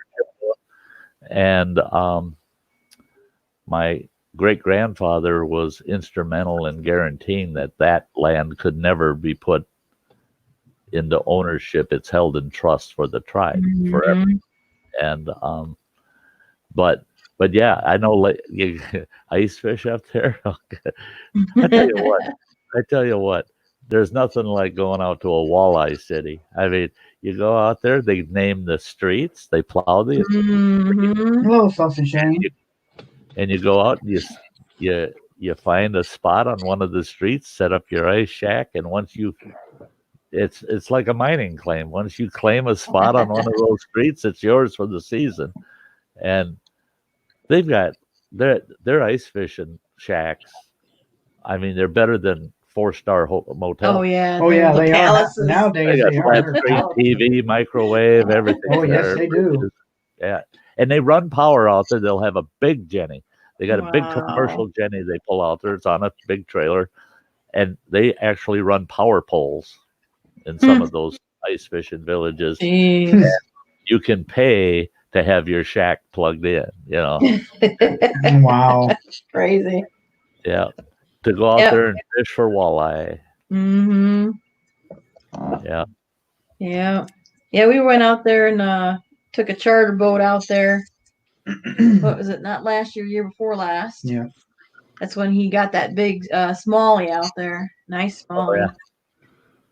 Yeah. Sat out there and took the night fishing boat night trip was that wasn't it? Yeah, the night trip. There's probably, I don't know, 8 or 9 of us on the boat. Yeah, it wasn't too busy. It was You know fun. what? Fun time.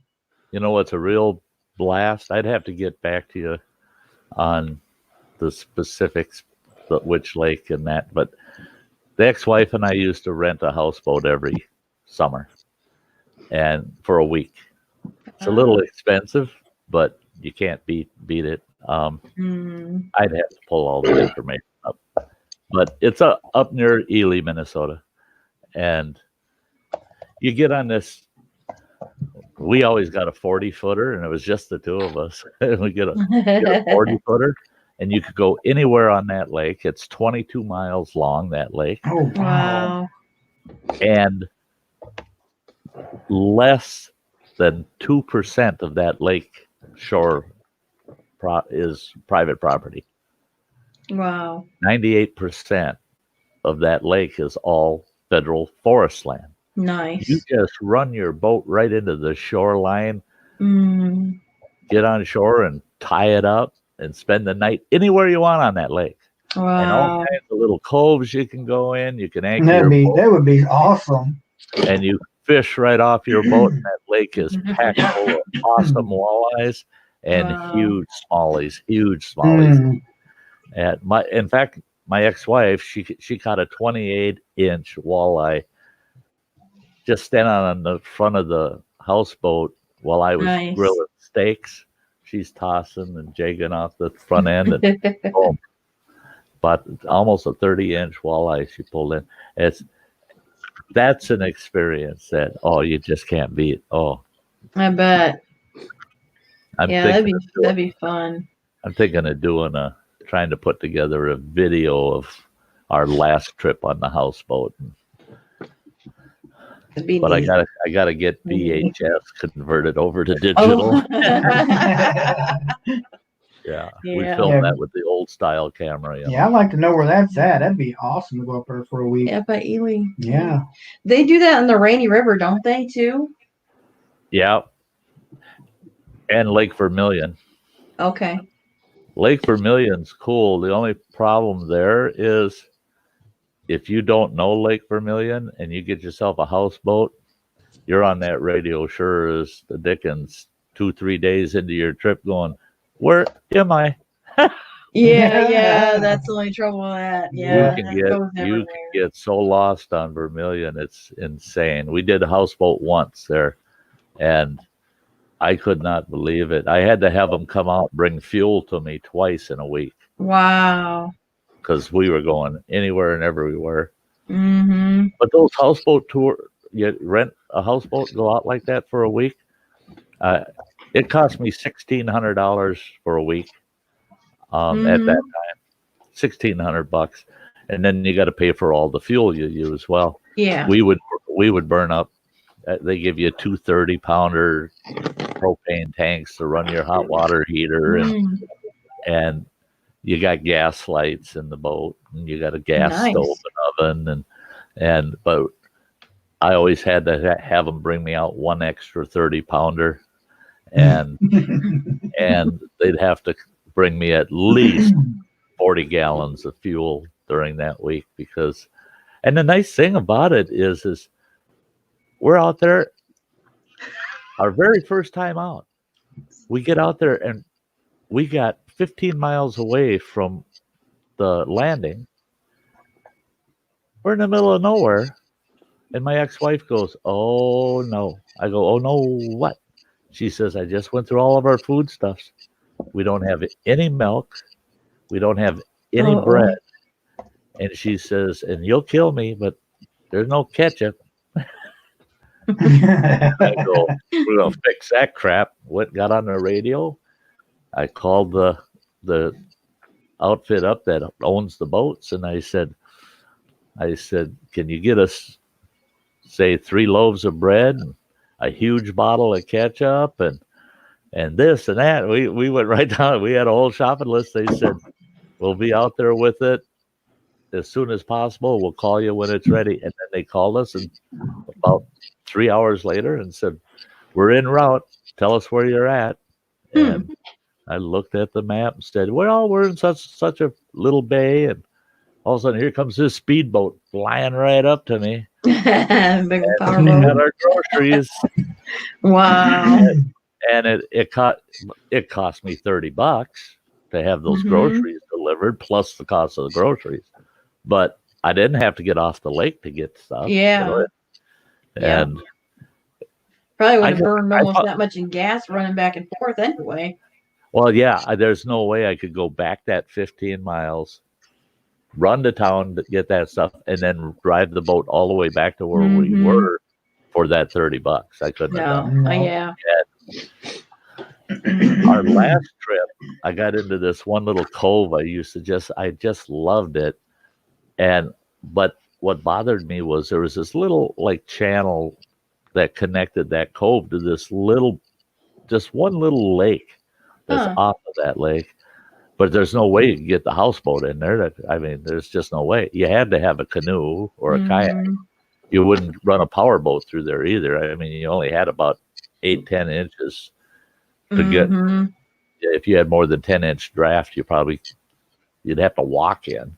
Yeah. And so I called them and I said, how much is a canoe rental? They said, you should have asked for that when you left, because they don't charge you for the canoes. I said, oh man.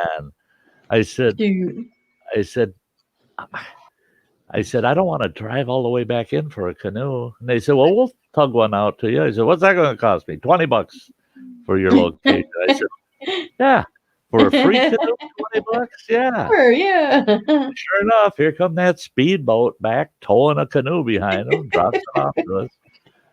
We caught some great walleyes in that little lake too. And I bet.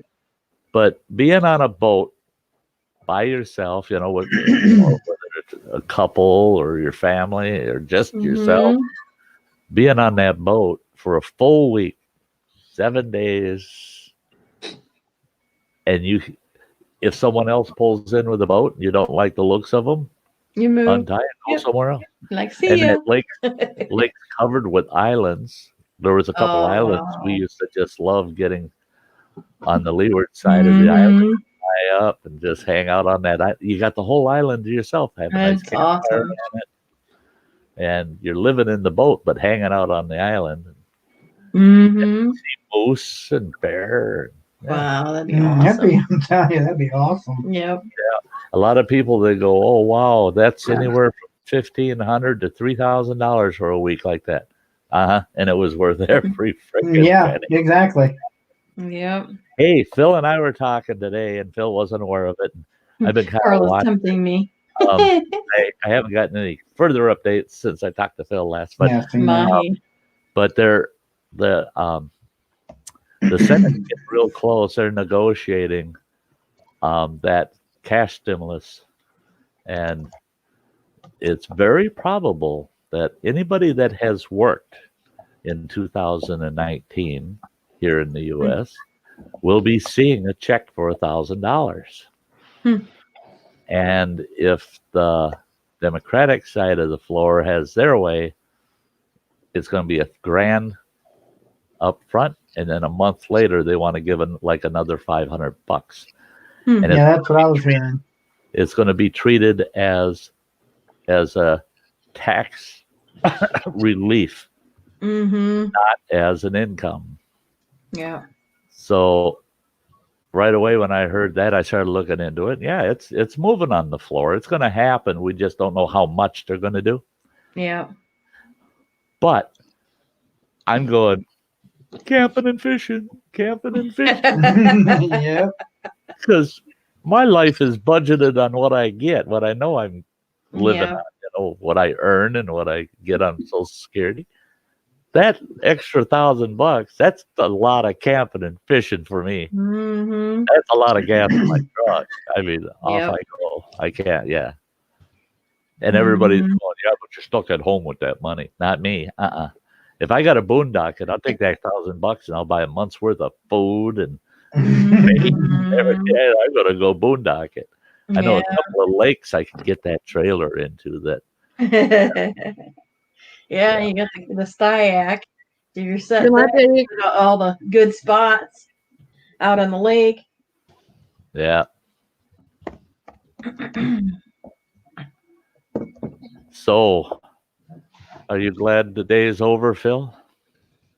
Yeah, I mean the thing with today was Fish you know rolls, all the speculation, all the speculation on our bosses and different people Isn't that meeting in what it's closed for? door rooms and everything, talking about different stuff, Cool. knowing what's going around in the local businesses. GM shutting down. A dealership up the road from us had 2 confirmed cases of the coronavirus. They shut that dealership down. So yeah, you don't know what's going on. You don't know if you're gonna wait for someone to get the coronavirus in our dealership before they shut us down, or if they're going to shut us down prior to. Because again, someone gets it in our dealership. Sometimes you don't show signs for 6 to That's 6 right. days to 2 weeks. One Yep. person could have it, but you could have 14 other people in the place that's got it. We could Right. all, there could be half of us have it now, and you don't know. And Yeah, I you don't know. know if the I mean, symptoms that's aren't showing. You don't know. Yeah, And Lizzie, today- that's what they're discussing on the floor now. Is they're trying to figure out do people on Social Security and SSI Gets it. get it? Yeah. Right now it's they say it's a guarantee to anybody that had earned income that they actually they're I qualify. self-employed or they work for somebody and they had a wage. It's guaranteed for them. But both sides of the aisle are saying, yeah, but we don't want to forget about the people on Social Security or on SSI. So that's what they're negotiating right now is how they're going to deal with that. Because they want as many people as possible to receive it. And they're doing it for good reason. And people are going, oh, they shouldn't do that. Well, if you go back through history, every one of our recessions, that's the big exactly one. what Yeah. they did. Yeah, I back in the remember 40s. when I got a $600 check. I remember when I got the $300 check during the last 2 recessions. Yeah. That's so that there's money because the working class and retired and those that are on disabilities, they spend that money. They get it. They spend it because they're living check to check to check. They get that money. They spend it. That takes you out of recession, all that money coming back into the system. It saves your local banks because they have cash flow. Yeah, there's good reason for it. And and they're saying it's not because of the coronavirus. It just helps because of the recession we're falling into because of the coronavirus. Yeah. So it's all related, Yeah. And that's the nice thing is that they're saying we want to give people that money, but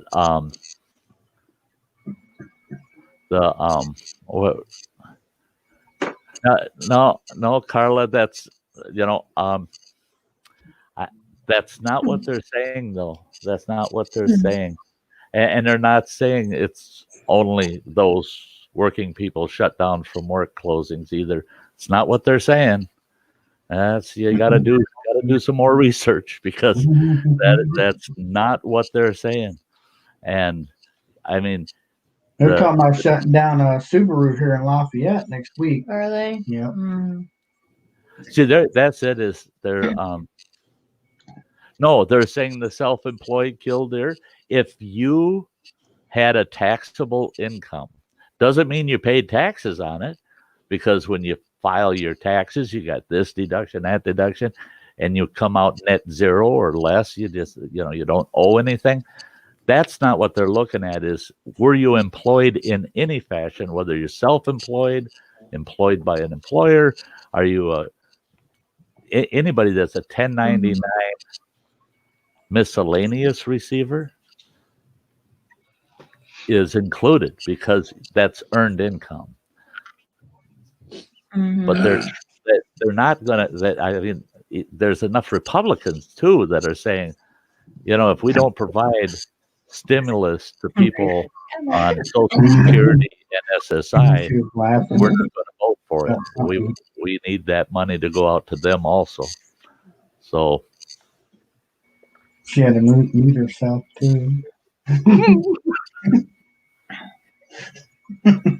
Yeah, they're trying to make it a stimulus package for the. There's a lot more info out there. If you dig, you can find out, and you can see both sides of the aisle and how they're leaning. Right now, they all agree on both sides of the aisle. We have to do a stimulus.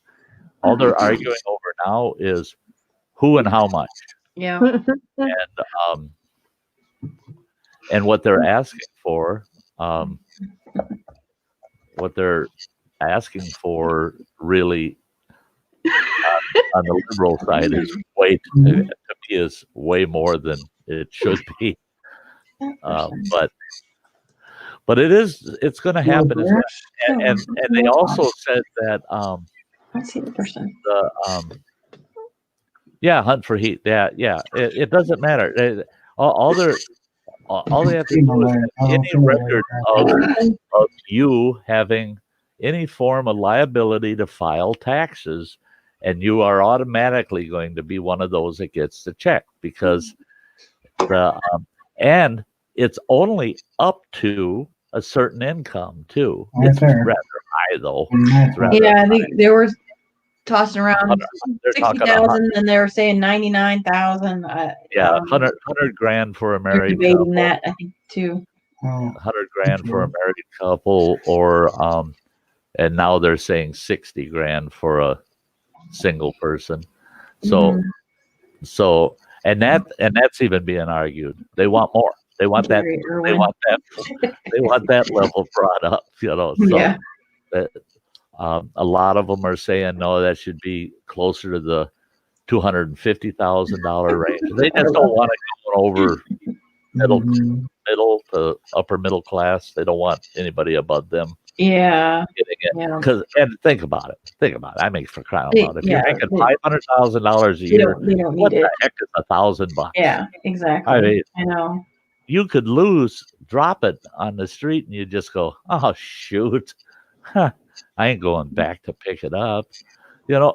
If you're making 500 grand, they don't need the stimulus. It's the lower income people, and they're saying that if they don't get stimulus payments to people that are like on SSI or Social Security, or they're on some kind of public welfare type program, that what they're going to do is find a different way to stimulate their lives. They're going to jack up their share, or they're going to give them extra benefits, or they're going to find some way to help those people out no matter what. So that's why it's taken them a while to figure it out.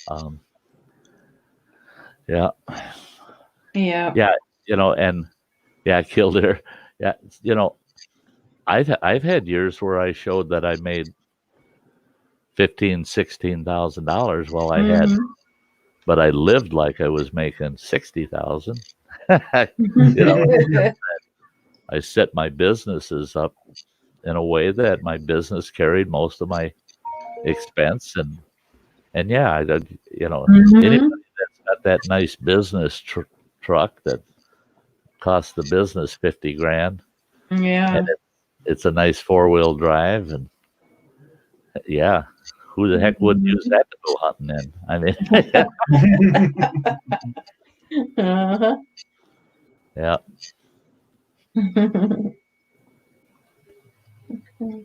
Yeah. And that's the thing, is I've been on both ends of the scale. I've actually been lower than I am nowadays. And I've been on the high end too. what I consider high end, 120 grand a year gross. But it's all relative. I found Yeah. it. Well, it depends on how you live. I know some folks that make 100 grand a year, and Yeah. their net worth is worth a ton Yeah. because they're tight. They don't spend nothing. Mm-hmm. When our household was making 120 grand a year, we lived like we were making 250 grand because we spent it. I mean, we went on vacations and we bought toys and Exactly. it's all relative. And then when things crashed, guess what? We didn't have that stuff You anymore. have whatever you want of it. Jalapeno deer sausage are spicy. Jalapeno deer sausage. Yeah. Yeah, it's a little less It spicier is than I a little. usually eat. Oh, you got something even spicier. Oh, that nasty thing. What is that? Oh, That's freaking like burn your bunghole. John's learning, isn't he? Yeah, that's regular old jerky soaked in tincture, marinated actually in tincture, and then coated with hot Carolina Reaper pepper dust. Oh no, no. You can keep And take a good look at it before they put all of that stuff on it. I'm trying to. Looks like growing mushrooms. Before they put all that stuff on it, there were no holes in it. Oh. So it's burning holes in it. That's how hot it is. Yuck. Yeah, nice. I dare you to wear that as a mask. Well, that would hurt. That would hurt. Yeah, I think so. That would hurt me. Mm-hmm. I'm not into that kind of pain. No. People that like to rub stuff in their eyes. Mm-hmm. If it happens by accident, it happens by accident. I ain't doing that. See, and Suzex, I gotta remember. I gotta do a shout out for Runny Egg. Hey, anybody that has not gone over and checked out Runny Egg, and it's simple, Runny Egg. If you want, and you could post his link. I'm working on it. I'm working on it. She says, I'm working on it. But check out Runny Egg. It's a great place to go meet folks and grow your channel. My channel has grown very well. Every time I visit Runny Egg, I pick up new followers. And the nice thing about it is most of the followers I picked up from Runny Egg, the majority of them, they stuck.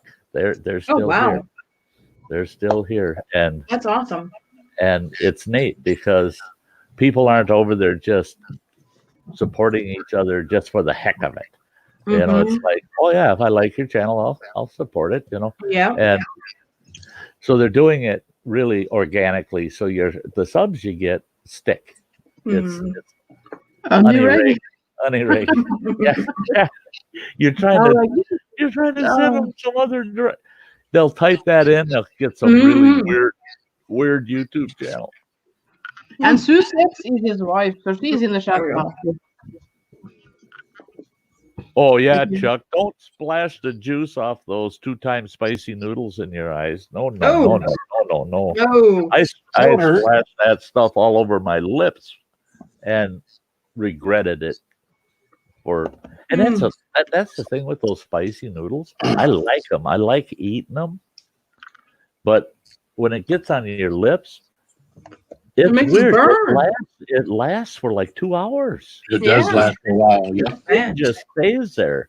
It's like, what the hell? Why doesn't it go away? Because I've had Reaper on my lips and it burned for maybe an hour. But that stupid 2X noodles, that burn from that juice lasts for some reason. It just lasts. Wow. Well, your lips aren't as used to it as the inside of your mouth is. So all depends on what you've been using your lips for. Right. Oh. Well, if you're building up a tolerance for spicy stuff for your lips, you're getting into the wrong stuff. Oh, hey. Mwah. Oh, okay, Carla. You've been hanging out with Yeah, Angie Max you- again there, Sty. If your 5 kids, hogs are ready. Yeah, if- he's Oh, ready. crap, already. that's the thing is, if we didn't have this dang coronavirus, I'd be running around out there kissing all these hot girls. Mwah. What are you doing? Oh, I'm just building up tolerance because I'm gonna eat Yeah. some spicy stuff. And I figure if I kiss all the hot girls, yeah. Yeah, you get something, I bet. I'll talk to you later, Carla. Thanks for coming in. Wrong way. 5 hogs already. Wow, that's awesome. There you go. Carla, you have a good time out there. Stay safe. Yep. The king of spicy. Hello, nice to see you. What's up, King of Spicy? Oh, she's going out with her bow for a while. Mhm. Cool. Mm. I'll go out Please with my check bow for a while Oh, yeah. too. Mhm. I don't have a bow. Hey, good looking. Go fish. looking. Sty North, who are you kissing? Oh, he's That was spicy. looking spicy. Just a little bit spicy. I don't tell Sunburn. secrets. Him.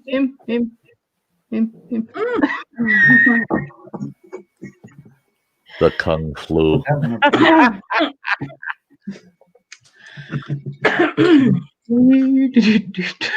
Coffee went down the wrong pipe a little bit.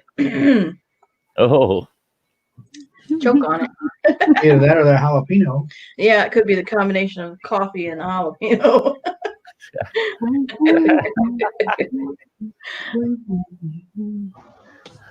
yeah.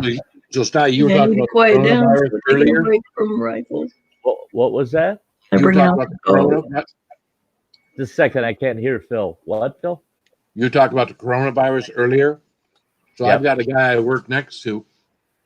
His daughter works in the local hospital by where I work, and they're taking X-rays of these people who get the corona. Not just old people, but people who get the coronavirus. He says you would be surprised at how bad these X-rays look. He says, and the thing with the coronavirus is this stuff.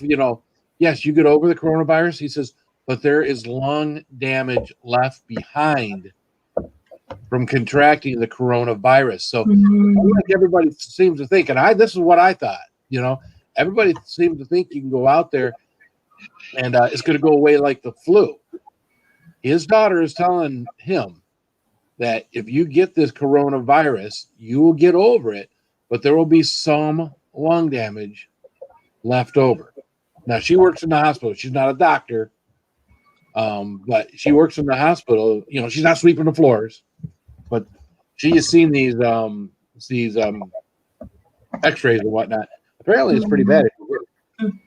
And my position on it is we don't know enough. It's just, and we probably never will know it all about it. But why take the risk? Right. Well, I mean, why even do everything you can to not contract it, and why even take that risk? In my case, I feel like $100 bill, fresh, crisp one. But if I caught that crap, I don't have a clue how it's going to affect me. I'm diabetic. I've got heart conditions. So, and I'm a heavy smoker. All those things combined, this virus, like you're saying, Phil, I could create damage that ain't going to be fixed, So why even take the risk? Why, and the things that you need to do to make yourself risk-free aren't that difficult. no. That's like me in Walmart today. Someone was by the door and they're pulling the cart out from all the carts, and they go, "Would you like a cart?" And they're pushing it towards me. And I go, "Do you?" No, thanks. If I can't carry it in my hands, I ain't taking it. I ain't touching your little basket. I ain't touching your cart. You've only had 10,000 people come through here in the last 5 days, and I don't know who's touched what. So going in the store, and I bought these ferro rods today, and the gal at the gun department, she was wondering what the heck I was doing. They had these what the hell were they? Well, it doesn't matter, but they're kind of like on the cardboard cards, the product, and they had them on a shelf. I reached to the back and I grabbed one off the back, and I used it and knocked the first two of these ferro rods off their hooks, let them fall on the shelf, and then I took the next one. Why would I take the one out front that somebody sneezed on? My odds of getting one that wasn't sneezed on is a little better if I can get it from the back, away from the stuff that's right out front in everybody's face. But then I thought to myself, am I overdoing it? And I thought, not really, because it's a little inconvenient, but is it worth it? Yeah, I don't want to get that. You're a little more susceptible. Mhm. Yep. Yeah. Yeah. So you guys have got to do your due diligence. Again, I was taking a little lightly. I was doing things, but I wasn't doing things probably as good as I should have. You got to do your due diligence, guys. That's it. That's it. I mean, it's it. Take good care of yourself. Yeah, Freeman James, our Fleet Farm. I stopped in there today. That's another thing I did, and I picked up another 250 rounds of a certain size ammo, and the other ammo I picked up, kind of obvious what that is. I picked 1,000 rounds up of that ammo, and their shelves are getting thin. Yeah, there's not a lot left on their shelves, and our Fleet Farms just, I mean, their gun department's packed with ammo all the time. They're not selling a lot of guns, but they're selling a lot of ammo. Mm-hmm. Yeah. I like buckshot because you don't have to be very accurate with it. You just got it. I like that. Point, pull, and run. Right. Mm-hmm. And reload as you're running, and then turn, point, pull, and run. Point, pull, and run. That's why all I need is a double barrel shotgun. It's because, I'm not going to stand and get in a firefight. It's going to be shoot and run, shoot and run, shoot and run. I'm going to go out there shortly. Need to get something to eat. Yeah, that's the same everywhere, Cindy. No TP, no hand sanitizer. Some cleaners. I got some cleaners when I went. But yeah, that's pretty much the same everywhere. I did stop into a party store on the way home, and they had brought some TP and some little 4-packs of some cheapy TP. And I thought, you know what? This might not be around, a month from now, but I got enough toilet paper right now to last me over a month from Costco. So I passed on it. Figure, you know what? There's a trailer park close by. There might be some people in there that need it more than I do.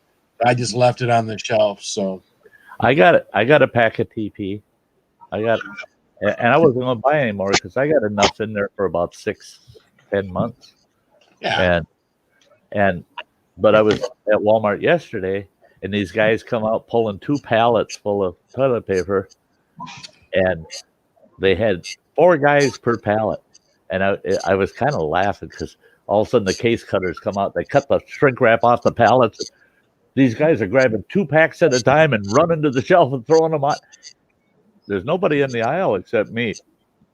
And I'm watching these guys. They're in a total panic trying to get it on the shelf and get the hell out of there before the customer realize they got toilet paper out there. Yeah. I walked past those guys and I'm going, excuse me. And I looked at this young kid and I said, hey, while you're at it, throw one of those packs in my cart. He goes, really? I said, yeah. He goes, just one? I said, yeah, just one. I said, it's twice as much as I'll ever need, but yeah, just throw one in there. Because all they had were the 18 packs. Is that going to last me forever? So he throws that 18 pack in my cart, and he goes, hey guys, look at this customer. It's a normal one. We haven't seen any of them in the last week. I looked at him. I go, "What are you talking about?" He says, "We ain't seen nobody that come in for one pack of toilet paper in the last week." He says, "You're the first normal customer we've seen." Normal? Well, last And week when I insult me, call me normal. Really? Yeah, he insulted me. He called me normal. Yeah, the lady looked at me like I was crazy tonight. All I went in there for was coffee filters and lettuce.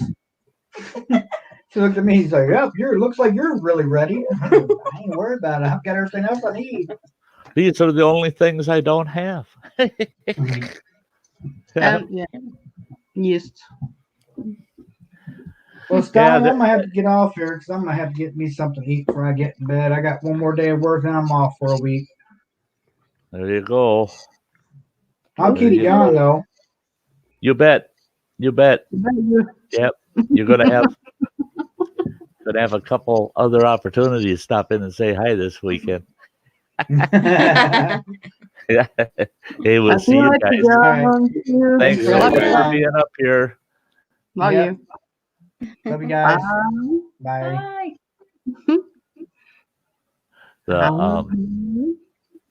Yeah, Lizzie Ann, that's the thing is don't read and don't watch news. That's the best thing. Unless it's a specific topic that I feel I really need to know, I'm not paying attention anymore. I just don't want to hear it. I just don't want to hear them every day.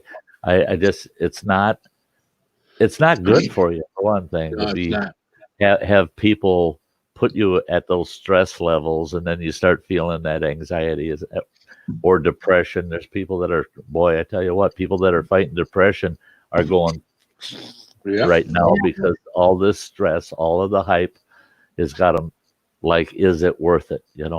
And yeah, it's best to stay calm and stick around friends. Like in this, that's why I like this platform is, we can support each other. We can come together and support each other, and we're germ free.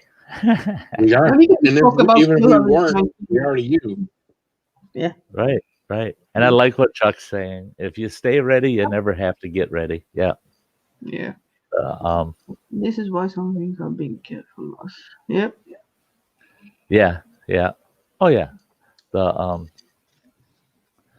And that's it. The numbers don't add up. They're not adding up even for the top dogs. They don't. This virus has not been around long enough for them to really be on top of things, and they've already admitted our numbers are the numbers we know of, and they admitted. And there's so many numbers out there we don't know. We're not getting the reporting. We're not getting the information. So there's no way for us to give you the actual numbers because they don't even get them till after the fact. I mean, by the time they get numbers, the numbers have changed. That's how this is going. It's a whole living thing on its own monster, and we can't. Yeah, you'll drive yourself crazy trying to keep up with it. Right. Yeah. You're already crazy. It's not deployed, so I can watch the news, and it doesn't bother me. But I prefer YouTube because it gets old. The same thing on, and that's it. And then I see poor reporting. You've got one news source reporting one thing, and then they've got a sister news source that's reporting something different. And it's like, well, now wait a minute, those two always agree, and now they disagree. So which one do I, and this one said they're both full of it, and so all it is, as far as I'm concerned, and I've dealt with the press through a large portion of my life. I mean, where I really dealt with them. I don't trust any reporter. I don't care which affiliate they are. I never have after a few incidents. I never have and never will again. trust any reporter. They could tell the truth for 10 years in a row and then come to me and say, Sty, we want to interview you. And I said, ain't happening. Go away. What do you mean? We told nothing but the truth for 10 years. And I'd say, yeah, you're due to lie again. So go away. Go do it for somebody else.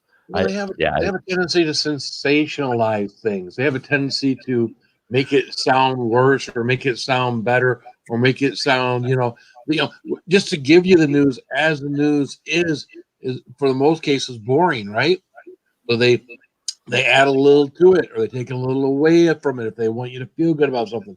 They do sensationalize things. That's why this whole thing is the way it is.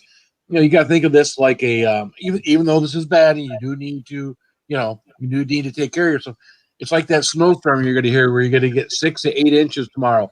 Everybody batting down the hatches and everything else, and then you wind up getting a couple inches, right? Well, that's it. Like if we get any at all.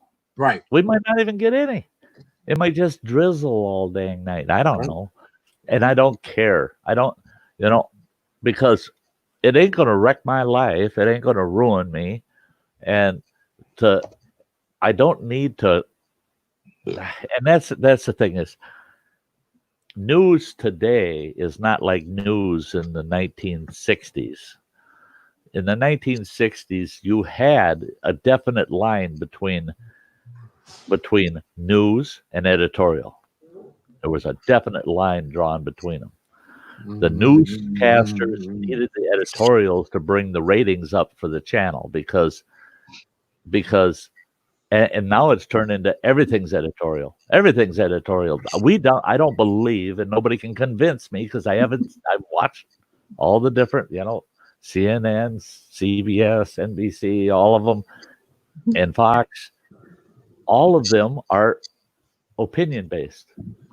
It's all editorial.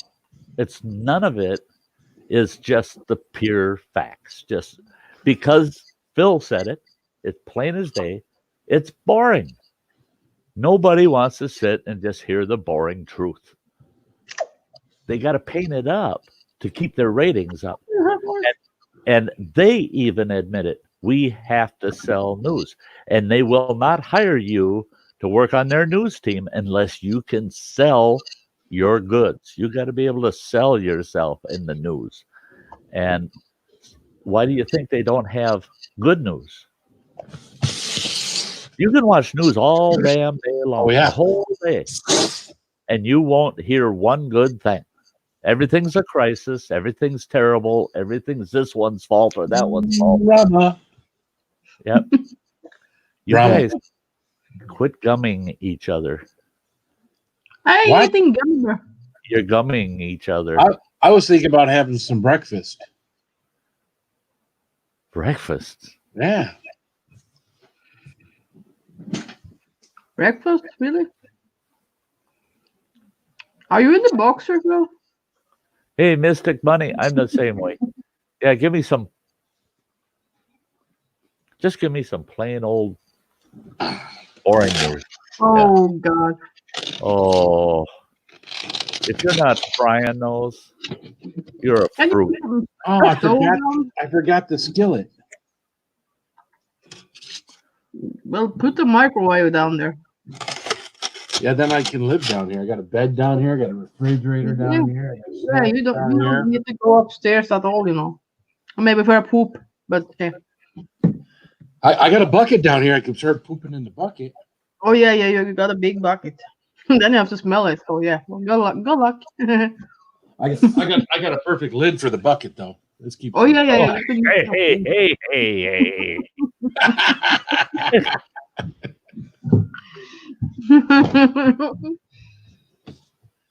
So you hungry now? I'm hungry. Yeah. You I are? think I was gonna have a little breakfast. Yeah, hunt for heat. That's right. You better rub that. If Chick-fil-A was running the drive-through testing centers, the whole country could be tested by midnight.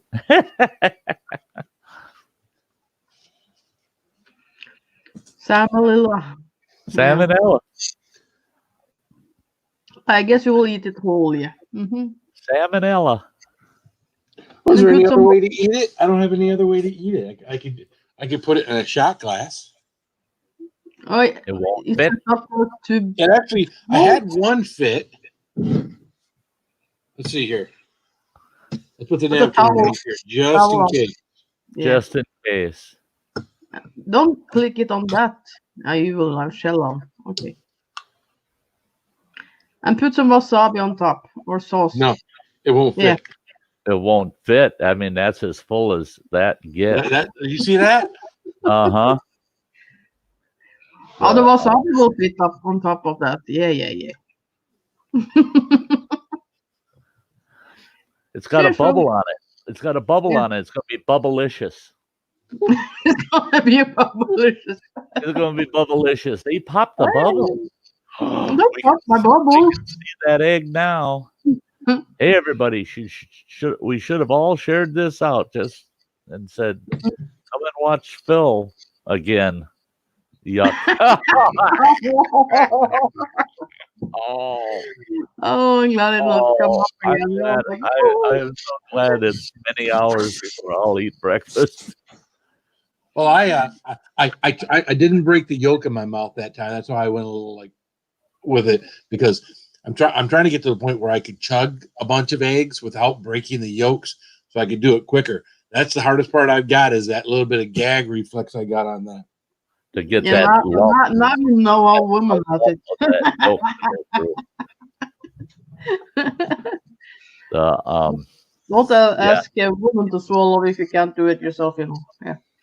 Yeah, but Mystic Bunny's asking a great question. Do you ever eat cooked eggs, Phil? Yeah. Do you remember what they taste like? Yep. No. They're actually pretty good with a little salt and pepper on them. And I think a day or two ago I may have had like an egg McMuffin. Yeah. yeah, Gary. Yeah, where's the theme from Rocky? Yeah. With buttermilk spicy. Wash it down with buttermilk, and I will Yeah, stop. buttermilk. I will stop doing raw eggs, and I have to wash them down with buttermilk. Ugh. Oh God, now I'm craving buttermilk. I never even checked today. Oh dang it! Now I gotta go to the store again tomorrow. I got gotta go out Tabasco, but there there wasn't and enough risk my room left life. on that shot glass for any Tabasco or anything else. Sriracha. I gotta go out and risk my life now for buttermilk. Maybe I got to dang. get one of those bigger shot glasses that take like 2.5 like the ounces. doubles. Yeah, Yeah. get one of the doubles, and you'll be able to get 2 eggs and a little Little top it off sauce. with buttermilk. Yeah, Some hot sauce on Put a little top, yeah. Everclear on top and light it. cook your eggs. You know, you got to watch that crap though. Years and years and years and years ago, it was before I got married. Actually, I went into this kind of high class bar that we had in our community, and this guy in there, he says, "Hey, if I buy you a Flaming Blue Jesus, will you drink it?" I said, "Yeah, sure. What the heck? I'll drink anything." I was a young kid, you know. Flaming blue Jesus. So bartender set me up, and when he lit that sucker on fire, I go, "Whoa, shit!" And I blew on it, and I couldn't see flame, and I thought, "Cool." Poured it down. All of a sudden, my mustache is on fire. I mean, it burst into flames because I'm spilling that crap on the mustache while it's burning, and it was like throwing gas in my face. Don't drink drinks that you light on fire. Don't do it, because alcohol burns a real clear blue flame. And that was the problem. The bar was too well lit. If it would have been dark in there, I would have seen it. But it was too well lit. I couldn't see the flame, and I drank it. Yeah. Well, I guess as long as you make sure you got something to smother it for sure and make sure it's out, you're good. But the bartender looked at me and he says, "Do you see that extra shot glass I set there?" I said, "Yeah, that empty," and I'm trying to get all the sizzled hair off my face. He goes, "Most people will take that and you turn it over on top of that one, and it's snuffed out the fire, and then you drink." I said, "Well, yes. Don't serve that shit without instructions, then." Right? You know, you could have given Singed me hair smells awful too. Oh yeah. That doesn't smell good. Nope. No, singed hair smells awful. So Oh, it did. Well, and that was it. He told me, he said, I am sure glad that we only have like 3 people in the bar right now. He said, everybody be leaving. He says, this place smells like somebody fried a cat. I said, what? Meow. Easter's coming up. Plastic eggs. Plastic eggs. What's up, Arcade? How are you doing, man? Arcade. He's been there for a while. Yeah, Arcade's been hanging around. I guess I wasn't seeing Arcade. Sorry. Oh, you come in a little late. Yeah, you came in between. Yeah. Yeah. You like it between. In between her. You like it between. Hey. Yeah, Easter's coming up. Oh, yeah. F me, the Easter bunny ain't gonna show up because of the damn virus. That's gonna suck. You can jump No around. Easter bunny because you got too damn many kids in your house. You can put some egg in your basket and jump around. What are you talking about? Yeah, there you go, Phil. Don't put all your eggs in one basket because then you'll have to eat them all. I can't wait. See, that would be a hard-boiled egg would be a challenge for me because I don't like hard-boiled eggs. Oh, hey, oh, Cool Hand Luke it. Yeah. Mm. You saw Cool Hand Luke, right? Yeah. What we have here is failure to communicate, which is what he wants. When he ate all them damn hard-boiled eggs and his belly looked like a hard-boiled egg. Yep. Yeah.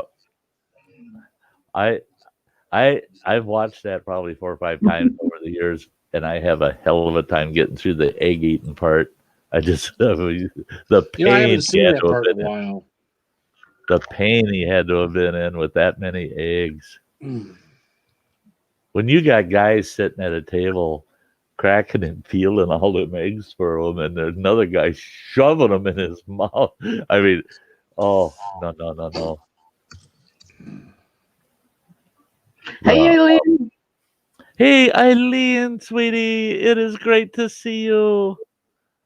Awesome. Eggs with the I hot hope sauce. all is going well for you, Eileen. And what about me, Eileen? Damn. It says, hey, Phil. Oh, yeah. And by the way, hi, Phil. Read. Yeah. Use your 4 eyes. Yeah, poor I Phil know. is feeling left I out. know. He's gonna go cry in the corner. Yes, I am. He's gonna end up crying on his eggs. Yeah, go in the corner there. I'm going to go over here and throw myself on the bed. Can I throw on top? Nah, you're better at throwing yourself on the floor. Yeah, I am a better. Yeah. You can come here, Phil. There's room for you. On the bear skin rug. Oh yeah. Yeah, naked. man, get down below. Get down below. Take cover. Arr. Get down. Take shelter, bud. Are you blushing? Have a great night, Mystic Bunny. That puppy's right on top of you. Have a good night, Mystic Buddy. Is someone having a tornado? Yep. Yeah, that was talking about. Yeah, man, be cool, man. Sirens are going off. I tell you what, I don't remember what year it was. I went and helped on the tornado relief. Our ambulance crew. We took one of our ambulance and our EMTs down, and we worked down there. We had a big tornado go through central Wisconsin here, not far from where I live. Well, hours drive. And hey, Bounty. And you wouldn't believe it. That tornado wiped that community completely out. It destroyed everything in the community. Those people, when the siren went off for that tornado, it went and ended. Less than 3 seconds. And it was the tornado hit the tower, took the siren out. And the name of the town was Siren. Siren, Wisconsin. wiped out by that tornado. It was terrible. Wow. It was terrible. It was crazy. We drove our ambulance down there and our crew. We only ended up transporting 2 people to the hospital. Otherwise, we were all on the search crew, you know. There people wandering all over the place. We had one couple, both of them couldn't figure out where their house used to be. And they were so confused. They said, it's just, we don't even know where our house stood. We don't yet. We're confused. We're lost in our own town. And it's just bad. It's bad. Both of them had been blown out of their house and landed about a block and a half away from where their house was. But they survived. They were pretty banged up, but they survived. Yeah, that was nuts. Town named Siren, and their siren went off for 3 seconds. Meep. That's crazy, yeah. So my dad, he was the chief of police, and in our community, he always said, you hear that siren and the weather conditions look odd, assume it's a tornado. Get in that basement. He says, I don't care how long it blows. You get in that basement. He said, because they're only firing that thing up because somebody at the fire department looked off and said, look at that 3 blocks away. It's a tornado.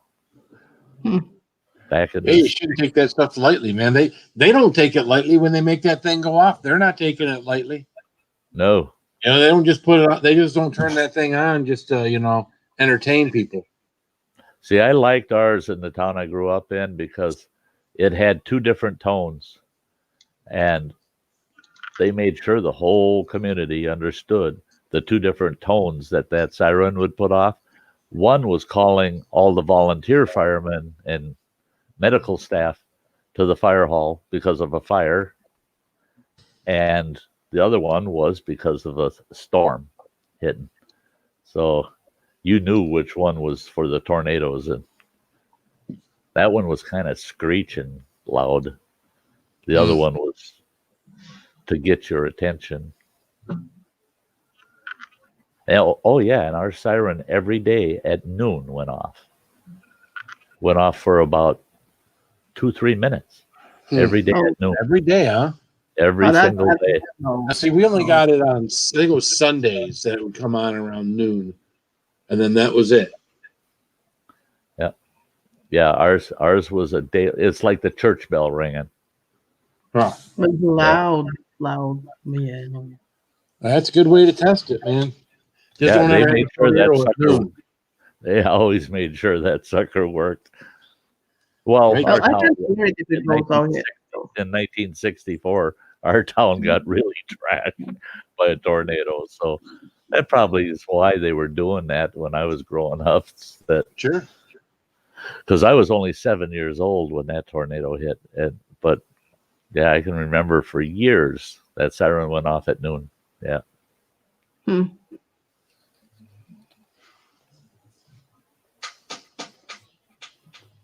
Yeah, you're right, James. There's a big difference. You see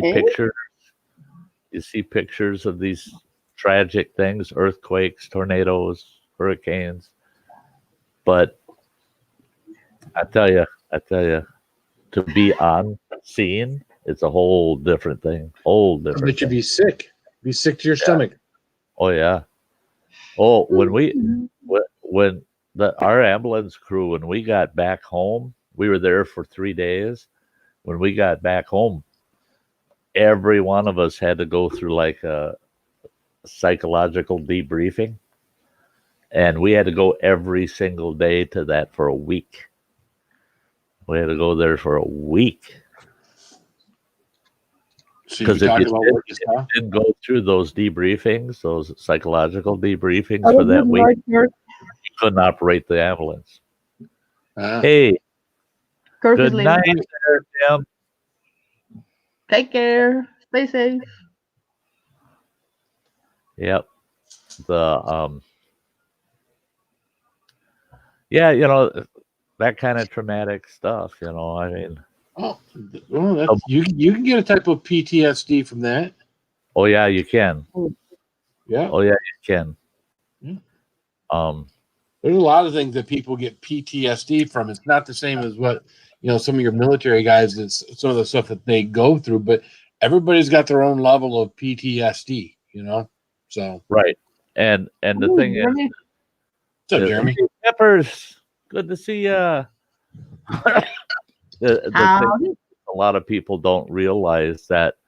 Yeah, what you see in war, you can see that in a natural disaster too. Plane on truck is leaving. Have a good Bodies. night. Have a good night. Yeah, you go to a natural disaster, you're going to see bodies. You can see bodies of people. You can see bodies of animals. There's all sorts of things that you can see that you don't want to see. Yeah. There's a lot of mangling and mutilation that just, What's up, blended whiskey? It's like you can't adjust your mind to. Hey, blended whiskey, good to see you. Hello. Howdy. You can't unsee those. Like me and a mankini, you can't unsee that stuff. Right. I want to see more of it. No, so, yeah. I got too much. I can't get enough of that. Mankini PTSD. I do. Right. I really do. That's I right. haven't seen the backside. I can't look at anything lime green without There's no backside. Yeah, I want to see the backside too. There's no backside. Nope. Yeah. Just put it on. One and done. Put it on. Come on now. I'd voluntarily admit myself for at least 72 hours if I saw the We can backside. make a bet. We can make a bet, and you have to wear it. We can make a bet. No bets. Yeah, why not? No bets. You put out something, challenge me. I challenge you to put that mankini. I put it on. I already did that challenge. We didn't see the backside. I so already it did doesn't that count. challenge. I already did that one. Yes. It doesn't count. It doesn't count. Yep. I already did it. Oh, you're boring. Oh, I'm boring now. Okay.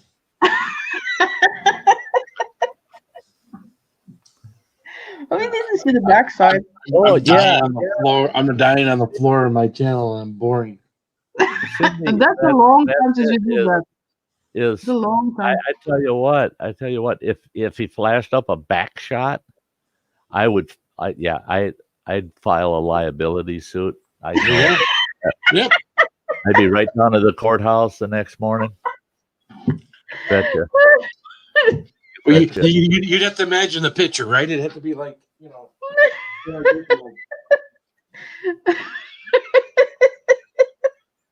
Not in the mankini. Of course. these are nice and loose, so Oh, those are too big for you. Yeah. Well, these are nice and loose for the evening, just to relax in. Oh, you can just take it off, Okay. You wouldn't dare it anyway. I'm wearing my camo shorts. You have camo? My regular outdoor camo shorts. So. Sounds better and better. Oh. It's only me that has pants on? Really? Yucky.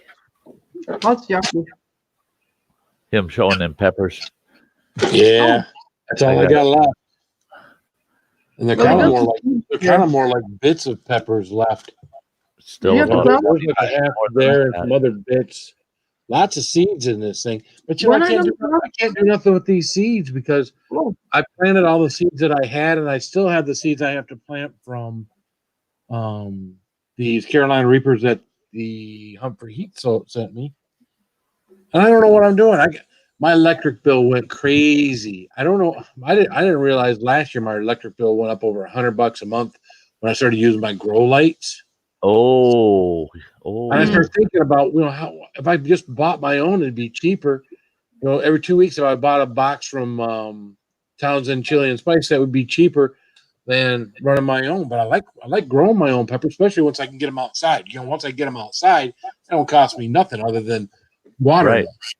It's just a few months I got to get stuff kickstarted inside. So I think I'm going to try to convert everything down to one big grow light, get it all kind of underneath there. I don't know. Weird. Anyways. I would think that it wouldn't be an issue that they'll grow. They may not grow as advanced as they do if they're pampered, and they got all their own grow lights and stuff. They'll still grow. They're just not going to be as advanced as what they were under all grow lights, and they'll take off once they're in their own soil outside. Oh yeah, that's what I learned. Well, even inside, once you transplant them from the small little cup that they're in into the big pot, that's when they really take off. Yeah. Yeah, I'm glad it's not a full moon either. Freaking crazy people. What?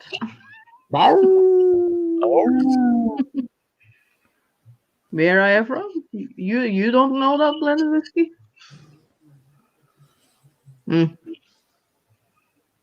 No way. Yeah. No way. No way. No way. You don't know that. No way.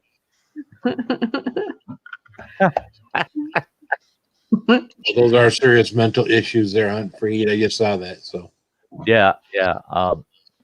And I was thinking too, is if I ever get to that point, I got to go see a shrink. I'm going to take all my screenshots with on a thumbnail drive, thumb drive, and just tell my shrink, plug that into your laptop and take a look at those screenshots at this guy, and you tell me why I'm here. You blame it on him. And I know darn well that shrink's going to go out and get himself a shrink. The minute he looks at it, oh my god. You need to go see someone else, and I need to go see him too. Dirt diggers, hello. I've infected the YouTube community. What can I say? That's really. I think you're proud. I think you're really proud. My regular doctor, my regular MD, she would see it and she'd go, "You're asking for it, Sty. You're on there. Yeah. Yeah, you do. So when are gonna make your chocolate? You can click the button anytime you want to. He totally dropped himself. Why the hell would you do that? Basement. He totally jumped. Get your ass up here. Now he has to use his mouse, and his mouse is bad. Oh, that guy. Yeah, the shrink needs to shrink. Hey, Misery loves company, Sty. Yeah. I got an acquaintance that's a shrink, and of course, he told me, this shrink acquaintance of mine said that 60% of his clientele are psychologists. Oh yeah, I believe that. He said that. You mean they believe their own bullshit? No, they didn't use another drink to cure the purity. Yeah. Well, I went and saw a therapist. A therapist doesn't want you to get well. A therapist doesn't want to sum everything up and say, "Here's what you need to do." No, they don't want to do that. They want you to keep coming. They want you to keep spilling your guts. They want you to keep talking to them, and they want you to keep spending money and keep coming. That's what if you get something out of it by talking to them, then you get something out of it by talking to them. But they're not going to try to cure you. No. Nope. If you're what cured, really you got to spend no money. I stayed away from shrinks and psychologists my whole life. I can't stand them. They drive me nuts. And my ex-wife and I, she kept, you know how it is. She was talking with the lady friends, and they all told her, if you're not happy with Sty, you should get marriage counseling. Oh yeah, here we go. So she headed down that path. Why won't you? Why won't you? And I said, because they're nuts. I'm not nuts. They're nuts. And I didn't marry them. So why should I deal with them? I didn't marry them. If you can't deal with it talking to me, why should I go to them? I didn't marry them. Oh, so finally she convinced me. And I'm supposed to see this one psychologist. She sees this other, right? So I go for like 5 weeks seeing this guy, right? And spend an hour with him. And we're talking about hunting and fishing and camping and shit like that, you know. Very rarely brought the wife up. Well, then all of a sudden, the wife and her psychologist decide we should have a joint meeting. Her and I, her psychologist and my psychologist. Okay, that didn't go good. That did not go good. I told her psychologist, who was a gal, I told her, I said, "You're a man hater. That's all you are." I said, "I'm listening to what you got to say. And you've been saying that to my wife?" I said, "You're a man hater. You're not making things better. You're making it worse." And she turned and says to my psychologist, she goes, "What have you two been doing, hun?" And I caught it right away. Hun? I said, Attila the Hun? Or Hun? What the F are you talking about calling him Hun? Oh, well, we're engaged to get married. Say what? You and him are getting married? And you're talking to my ex and he's talking to me, and you're telling him how to look at me. And she goes, "Well, it doesn't mean that we agree just because we're engaged." I said, "I know, I understand. You're going to tell him what he thinks about me." I said, "That's the end of this shit." I said, "It goes right back to what I told the ex-wife." I said, we don't need these people because we didn't marry them. And I said, "Those two are getting married." And I said, "I can already tell he's not happy. He's going to be seeing a psychologist." Get me out of here. These people are nuts. And it's like you said, right away they started saying, this could take months and months before we get this all straightened out for you two.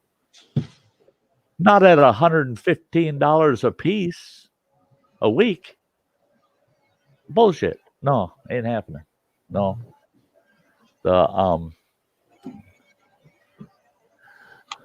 Yeah, there's good ones and there's bad ones. Choose carefully. Well, yeah, I don't like anybody that gets paid to not, like Phil said, not cure you, not fix it. Because every time I've ever had a psychologist involved in my life, and that means with family members, friends, blah, blah, blah, I've never seen any of them actually come out ahead of the game after the psychologist had their way with them for months and in some cases years. All I saw was the psychologist getting over $100 an hour for a long, long time, and they got lots of patients. The waiting room's full of them. Yeah, and they got that nice winter home in Hawaii and another stopover home in Florida. And, yeah. Did I send you that video earlier today about wedding counselor? Sty? Yeah, I didn't get to watch the whole thing. It's down. Can you see it in the basement right now? Oh, is that it? That's it. Should I be able to get away with showing that? I think so. Okay. So let's see how I'm going to do this. You got it up on the screen? I got to hit play on my end, I think. Yeah, I think you do. Is it up on the screen or not? Yeah, it's up here. So I just got home from marriage counseling, and we sit down, and the wife just lays out a laundry list of what's wrong. Oh, no love, no intimacy, blah, blah, blah. And after listening to it, the therapist gets up, walks around the desk, and kisses my wife probably the most passionate kiss she's ever had, sits her down and looks at me and says, "Can you do this 3 times a week?" I can drop her off on Mondays and Wednesdays, but Fridays I'm fishing. Oh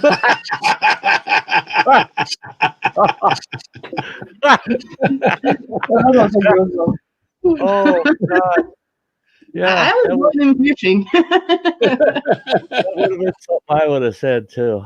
Yeah, I can drop her off on these couple of days, but otherwise, no, you're out of luck. I'm out in the woods. I'm out fishing. Yeah. Yeah, that was funny. Or I would have said, "Oh hell no, I don't need to do it. I'll just drop her off here." Yeah.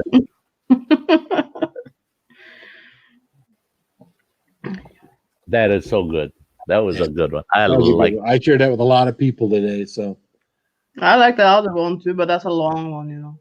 But that's music. You can't share that out. But yeah, I like that one. I always liked that years ago. The first time I saw that, they actually somebody put it in the want ads in the Minneapolis Star and Tribune paper. Said that they were looking. What was it? Oh, it said, "I've decided to buy a new boat," and my wife said, if I buy a new or looking for a new boat, my wife said that it's either her or the new boat. He says, "I'm sure going to miss the wife." Yeah. Yeah. Yeah, we got some of those. Yeah. yeah. So,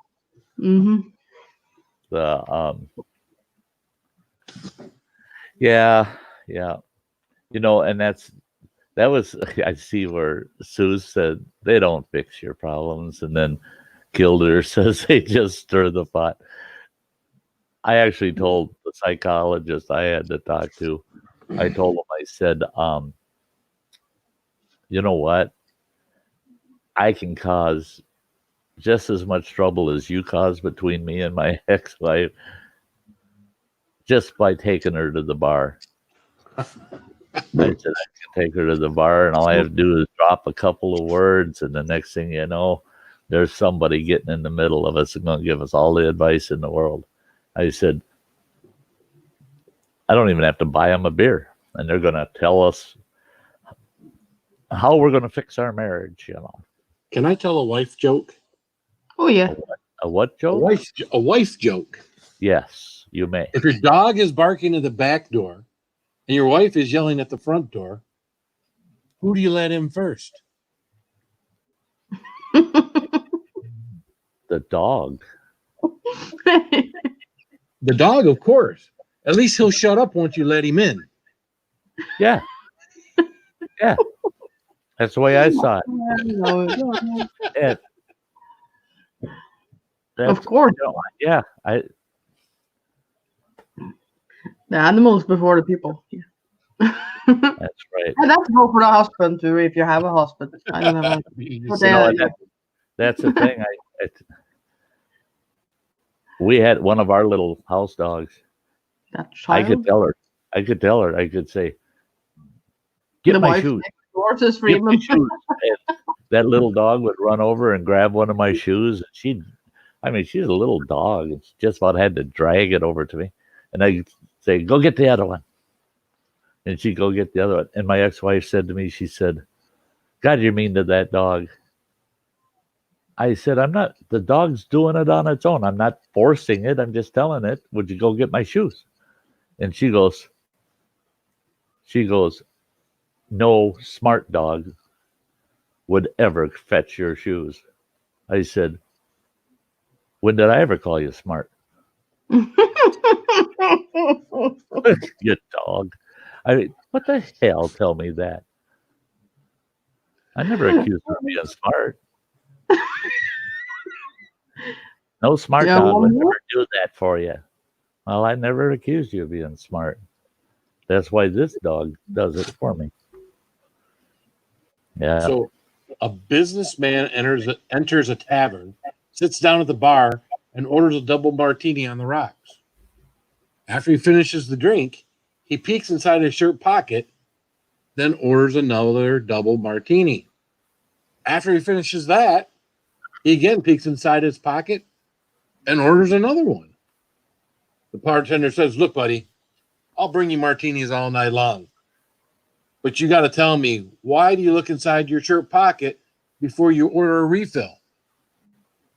Guy replies, "I'm peeking at a photo of my wife. When she starts to look good, I will know it's time to go home." Go home.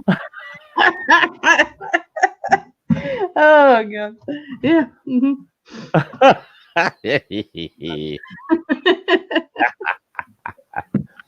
I almost said something on, but shut it.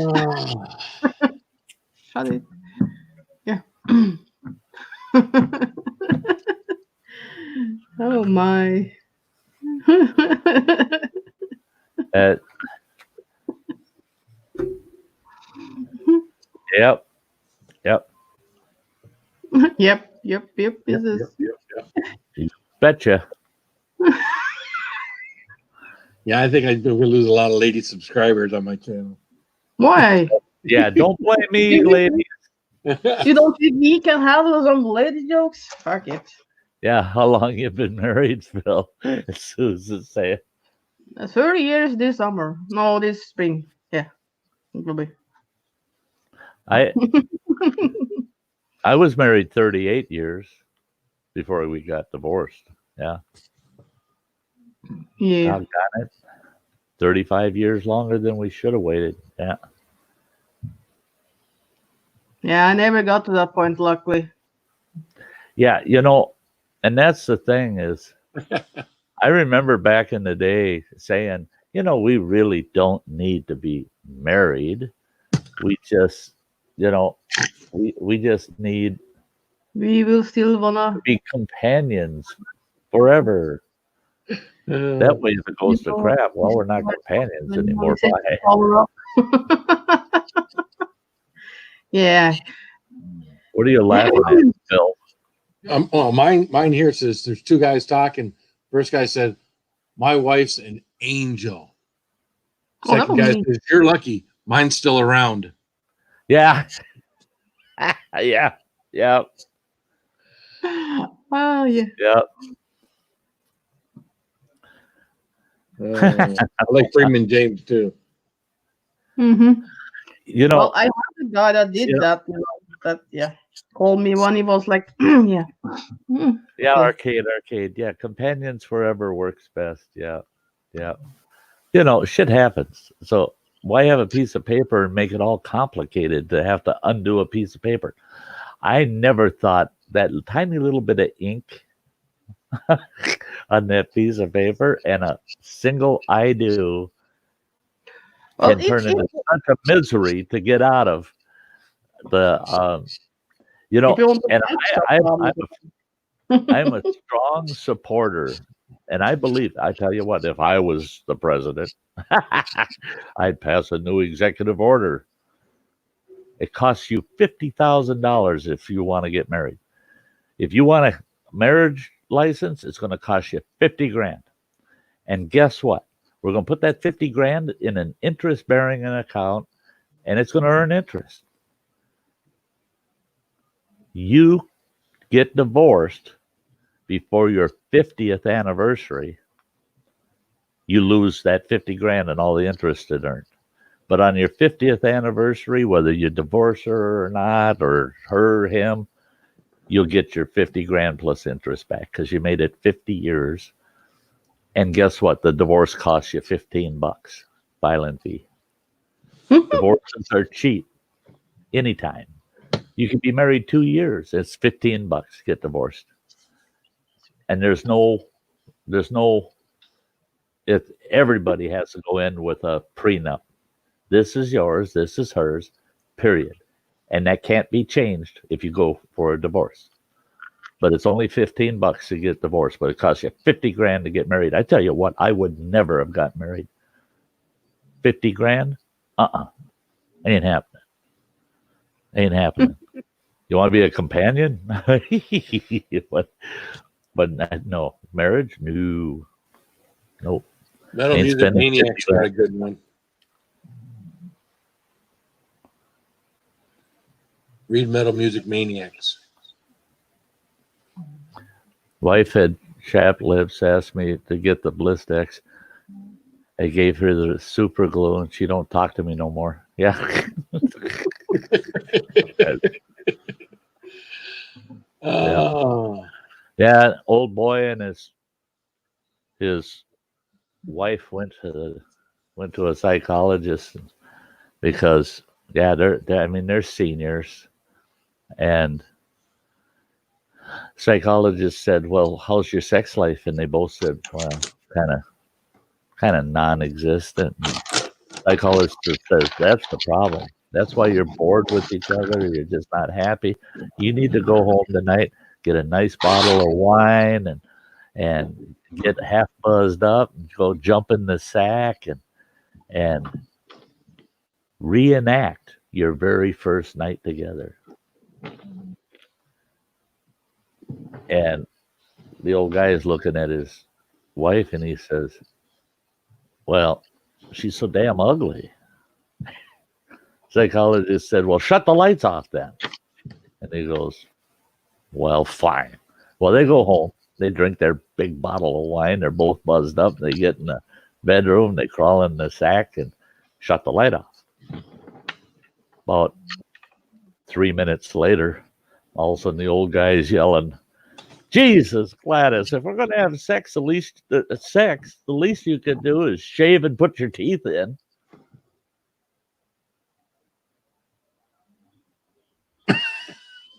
Guess what they were doing on their first night together? Mm-hmm. You should shave and put your teeth in. Oh, no.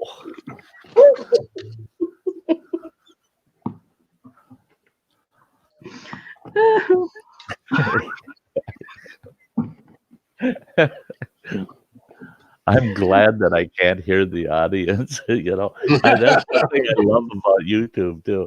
Your audience, they got to type out "boo." You don't have to hear it. Plus, I can delete it if I want. Edit that part out. Huh? Make it look good when it's posted. Arcade. Oh my God. Uh-huh. Yep. Well, it's after 10 now, so yeah, you can say what you want, no? It's after 10, so it doesn't mean I'm safe, but safer. Yeah, you can put it And on. it really doesn't matter because YouTube is international, so it doesn't matter. It don't. It's 4 in the morning here.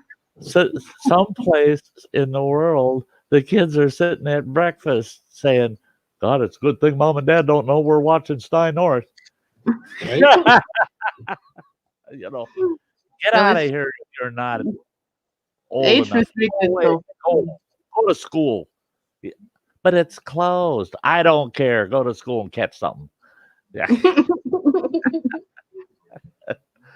Oh. Michigan confirmed 334 cases. Yeah, see that, and they said, no. Sorry, guys. No, that's okay. Well, it says Swole Embassy just reported the checks will be $1,200 for a one-time for the first one.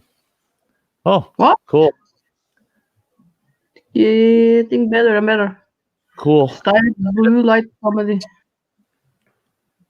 Yeah, Sty Blue Light Comedy. Yeah.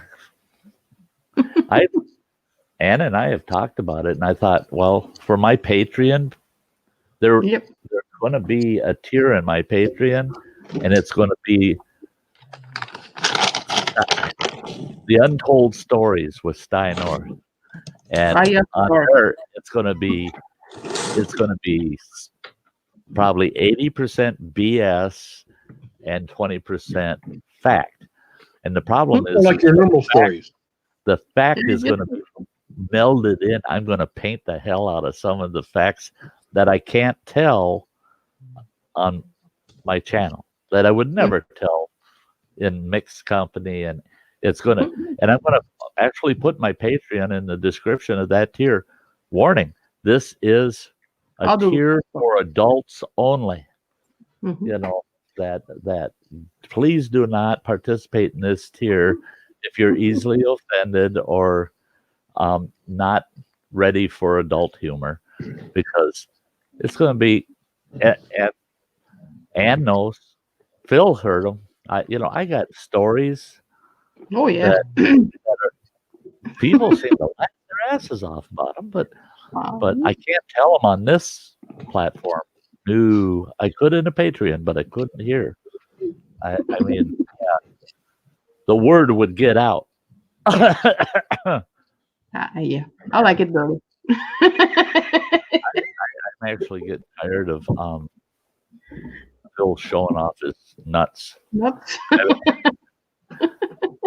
love pistachios, and I can't find a big bag like that anywhere. And if I bought that many pistachios, get it out of our faces. If I found enough small bags of pistachios to get that, what was that, Phil? A pound? I think it was just under $10. This is a pound and a half. See, that would cost me about 25, 30 bucks here. Hey, you're back. You're back. Yeah, but she can't come up. I know. She's saying they're playing video games. Tell them to put headphones on. I'll be right back, guys.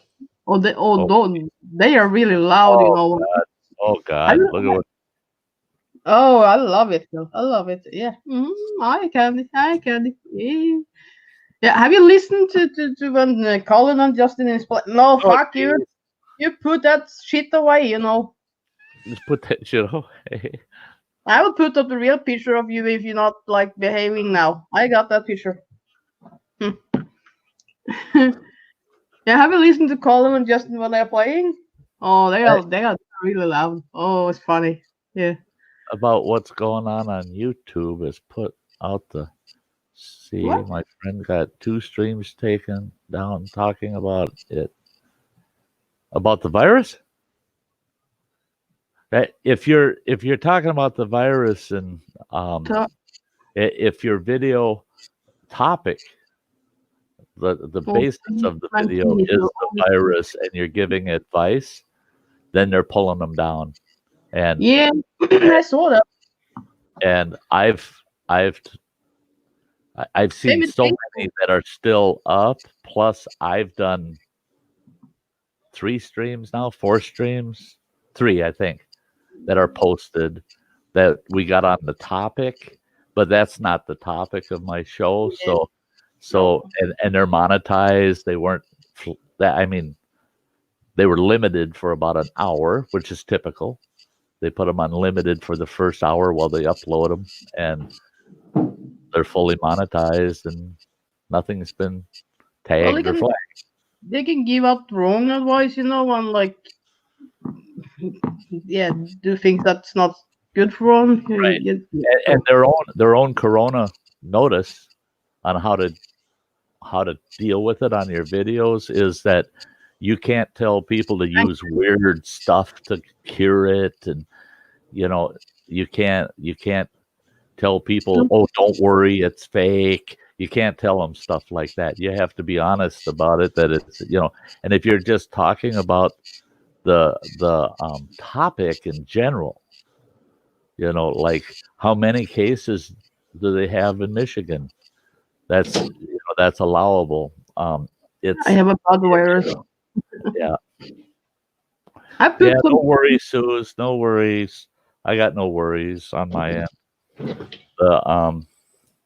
In fact, YouTube in their statement said that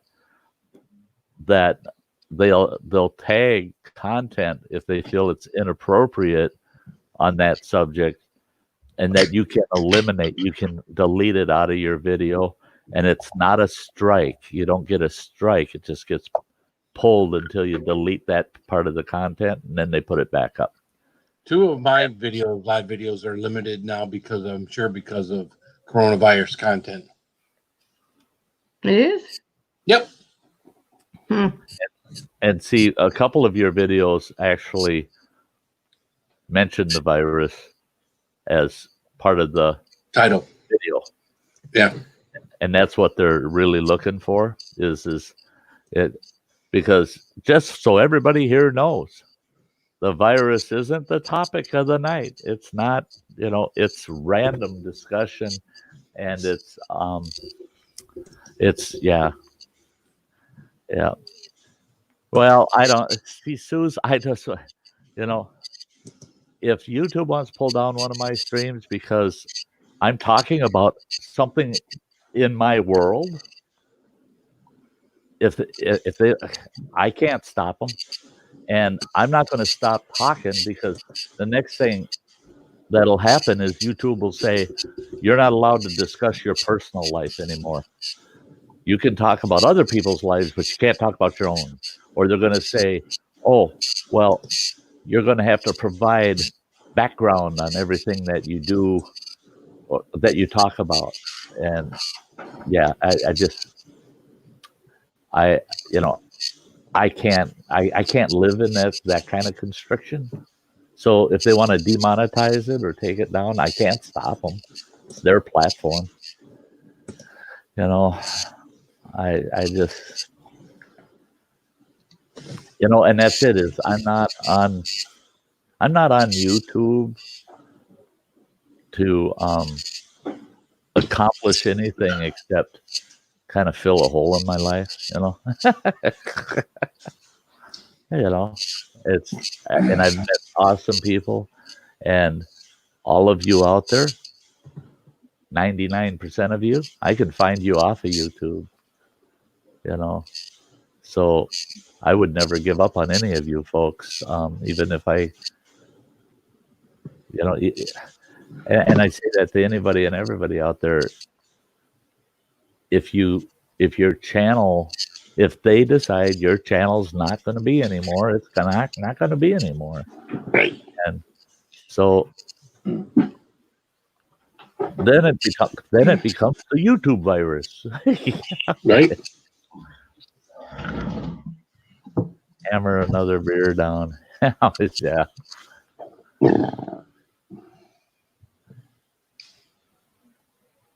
Yeah, arcade.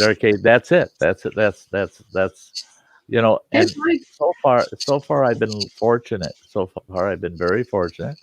I try to stay authentic, and I love the heck out of all my followers, and I just, to remain authentic, sometimes puts your video at risk. Hey, Blake. Blake. Good to see you, Blake. Well, that's why sometimes you'll see someone will mention something, and I'll put a video up, or I'll put a song up, or I'll do something on one of my live streams that I know I shouldn't. Sometimes they catch it, sometimes they don't. When they catch it, I got to go back in. They tell me right where to delete. I go through and delete, and in a couple of days it comes back up, and it's fine. I don't care. I've got a couple of streams, and 100 plus streams I've done, that where I played a song that I knew was going to be copyrighted. I knew they'd copyright that one. Yep. And it's a shared copyright claim. They're just taking the revenue off that stream. Right. And to me, the revenue they're going to get off of that stream was worth it, because I wanted that song played in my stream. Right. So I'll let them have the revenue. And it's not a strike, it's just a claim. Right. And if you don't challenge the claim, they get the revenue off of that stream. And yeah, I'm good with it. I'm good with that, because it was my choice. Yep. I decided to give up that revenue so I could play that song. Yep.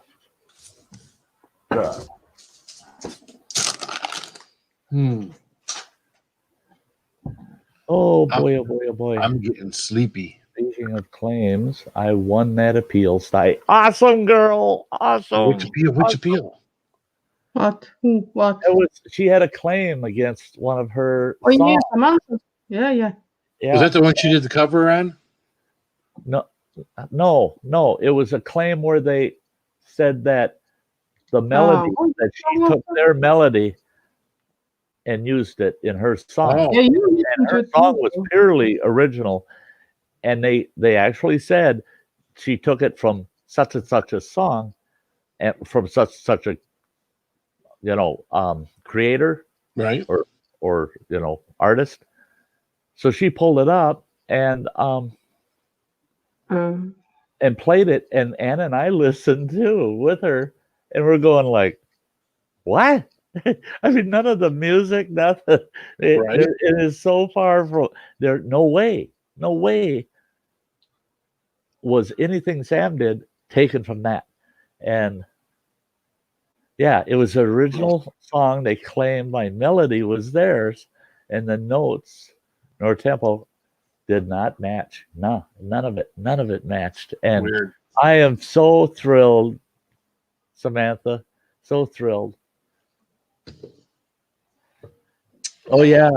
Ronnie's mentioned that he's had to do that a few times. Yeah, and I love it when I hear the creator won the case. Spoke up, because literally, folks, admit it. 9 out of 10 of us are just going to go, I'm not going to deal with it. I'm not going to fight it. I'm not going to deal with it. But I love it when folks say, no, I've had enough. That's mine. That is mine. I'm going to put an appeal in on it, and then they win it. Yes. Yes, love it. Yeah, Montana has 50,000 streams. Go and enjoy. Yeah. Well, that's this summer. I'm giving you kind of like a preview of this summer. At this point, I am creating an agenda for this summer that includes no travel out of state. It probably won't include travel more than 150 miles of home. With all this crap that's going on out there and cancellations and everything else, and some of the states I have to travel through are really weird. They do weird stuff, and I can see myself getting someplace and then having one of those states in between where I am and where I want to be saying you can't come through our state, and they're saying that they're talking anywhere from 1 to 6 months of different types of restrictions. So I may be canceling everything mobile this year. That's not carved in stone yet. It's just that I'm getting an agenda put together for me this summer if I can't travel. So just so folks know that travel plans might not happen. Never know. Sty, I'm heading out for the night. You did what? I'm heading out for the night. You got your head out. I'm going to bed. I'm going to bed. Going to bed, Sty. Yeah. I better let you go to bed before I get myself in any more trouble. Hey,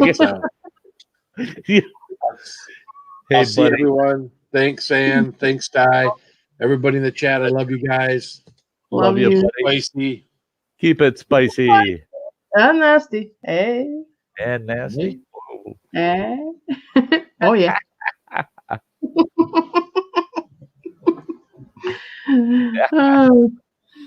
I should graduate hopefully at 1,500 followers this year. Cool.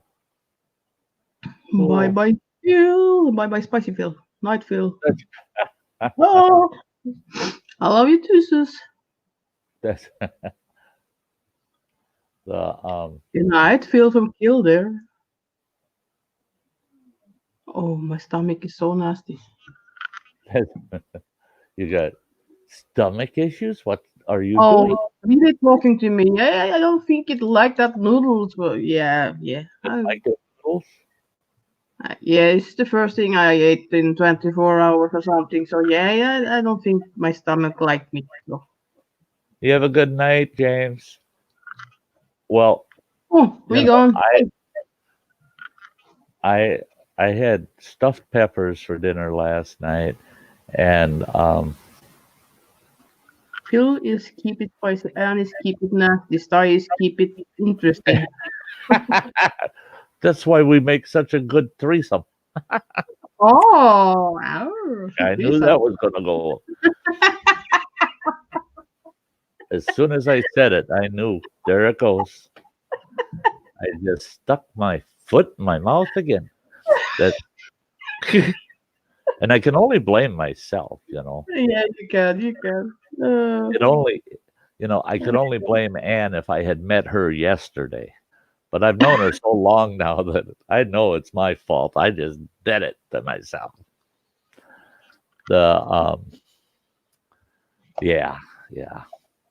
I'm thinking I got to eat something. I haven't eaten anything since dinner last night, and I'm going to have something that's a small meal tonight. I'm adjusting my eating. My ankle felt so good today. Hiked 3 miles. And I know I put 20 pounds on. So I thought, man, if I can get out and walk and cut back my eating, because I eat like a pig. I just eat.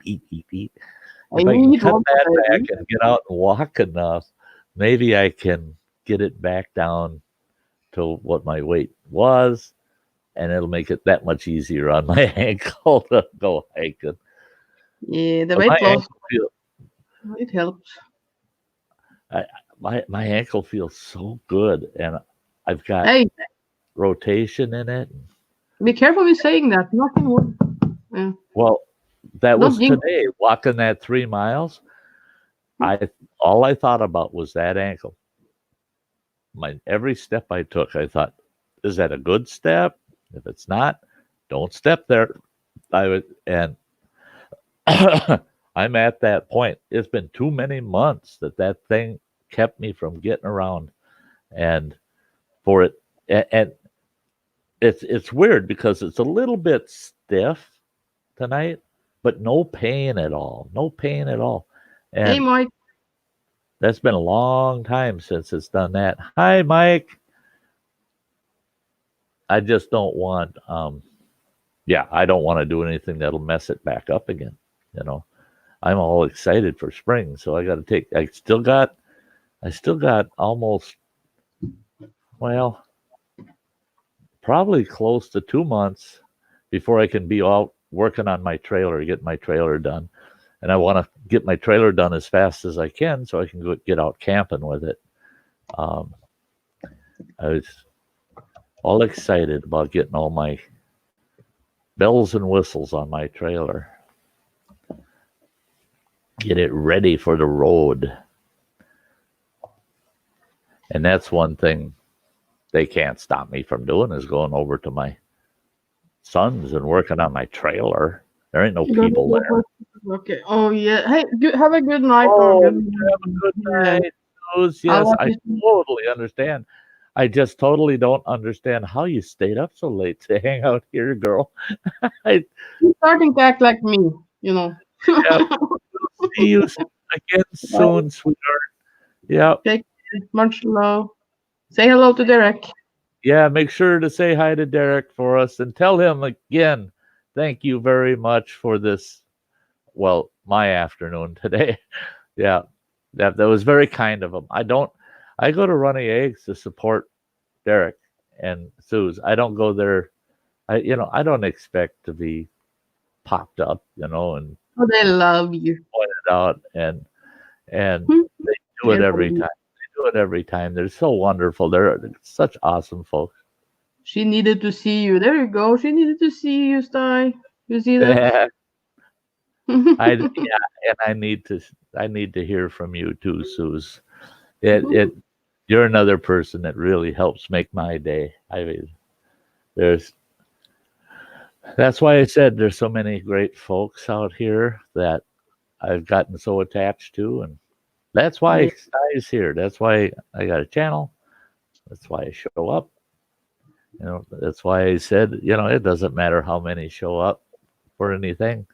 I'm gonna do it. I'm gonna stream for a while, and however long I feel like I can hold up, and and I gotta have my dose of you folks each day if I can. And yesterday was a bummer because I didn't get my dose of my YouTube Yeah, friends. I missed you, and I missed you today. And me and Samantha said, "Have you heard anything? Have you heard anything?" And I was asking Phil like about something. Have you heard anything? No. And then you guys are messaging me, Sty, are Yeah. you all right? Are you No answer. there? No answer. No, because I wasn't anywhere near the internet. I was almost to call you. I was like close to call you. Well, I probably wouldn't have got it because I muted my phone because of some course. issues. Because of some issues I didn't want to hear or deal with, and Okay. Okay. and I would have felt bad if I would have saw that there was a call from you though. I would. Yeah. Well, I get worried, Stupid me. Mike's room, everyone. I just wanted to check in. I had an 18-hour workday yesterday. Drove 780 miles for round trip to New York City, and picked up an entry from my boss. Oh. Metal music with me, like we are a fat-free, sodium-free, low-calorie group. Yeah. Sodium-free? Yeah. Mm-hmm. I love sodium. I love salt. Yeah. Yeah. It's hard for me to be fat and sodium free. I just want and low calorie. I gotta watch the carbs. I do have to watch because of the diabetes, but otherwise, and the thing is like last year, I ate a lot of fat, a lot of fatty stuff, lots of fatty. But I was out hiking all the time, and out hiking and stuff, burning it off, as quick as I was eating it. So, but this winter, no, and the worst part is I kind of like it. Why not? Why not? Why should you be skinny? Why should you be skinny? Like, I don't like the rich poking out. And it's been years and years since I've been what a person could call skinny. Yeah, don't be. That's. I've always had a pot on my belly, bit of a pot belly. Yeah. I don't want to be skinny. Well, and with age, my arms have gotten thin, and and that's just with age. I mean, that's what happens. And it's weird because it seems like I got just about as much strength as I did 15 years ago, but my muscle mass is dropped. Oh yeah, not like the strength has gone away, but the muscle mass is going away. When you're sitting, they of course they drop. Like mine is totally disappeared. I can't find them. Yeah. Can't find them. Trying to do something about it, but it's not easy when you sit inside all the time. Yeah. You look at Phil is eating something, you are eating something, everybody's eating something on this panel. Yeah, of course. Well, that's it. I mean, this is, I tell you what, that somebody that's anorexic wouldn't stay that way hanging out here. I mean, they'd be saying, feed me. I mean,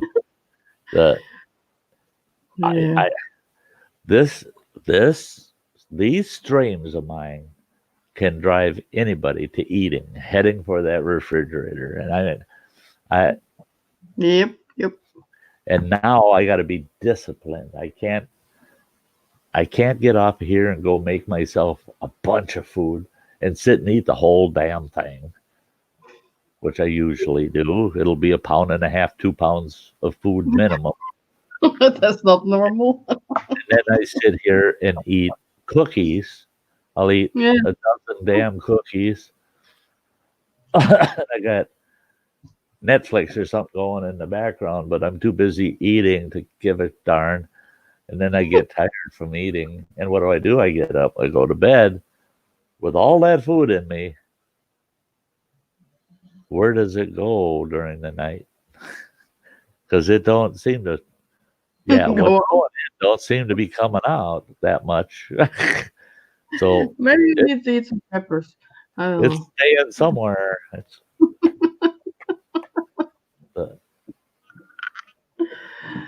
I hate Yeah. that when my doctor said, just remember your stomach's only about the size of your fist. Oh no, the normal ones, yeah. And I Not tell ones her, with big- I tell her, well, then how in the hell can I put a whole pizza in that? Yeah, it's stretch. It's I stretch. mean, that pizza is this big around, and it's just piled high with shit, and tons of cheese, and there's no way that would fit in something the size of my fist. There ain't no way. Is that pizza all stretched out through my system or something? Because if my stomach's only that big, it's got to be going somewhere. And then I'll eat that whole pizza. I could sit here and eat a big bowl of ice cream or a couple of pieces of pie. Yeah, I don't understand it. I don't understand it. My stomach, I bet you my stomach, I bet you ain't got nothing below my ribs to my waist other than one big ass stomach in there. That, yeah, just fill it up, fill it up, fill it up. It don't happen. You need to get the fart shaft gorging.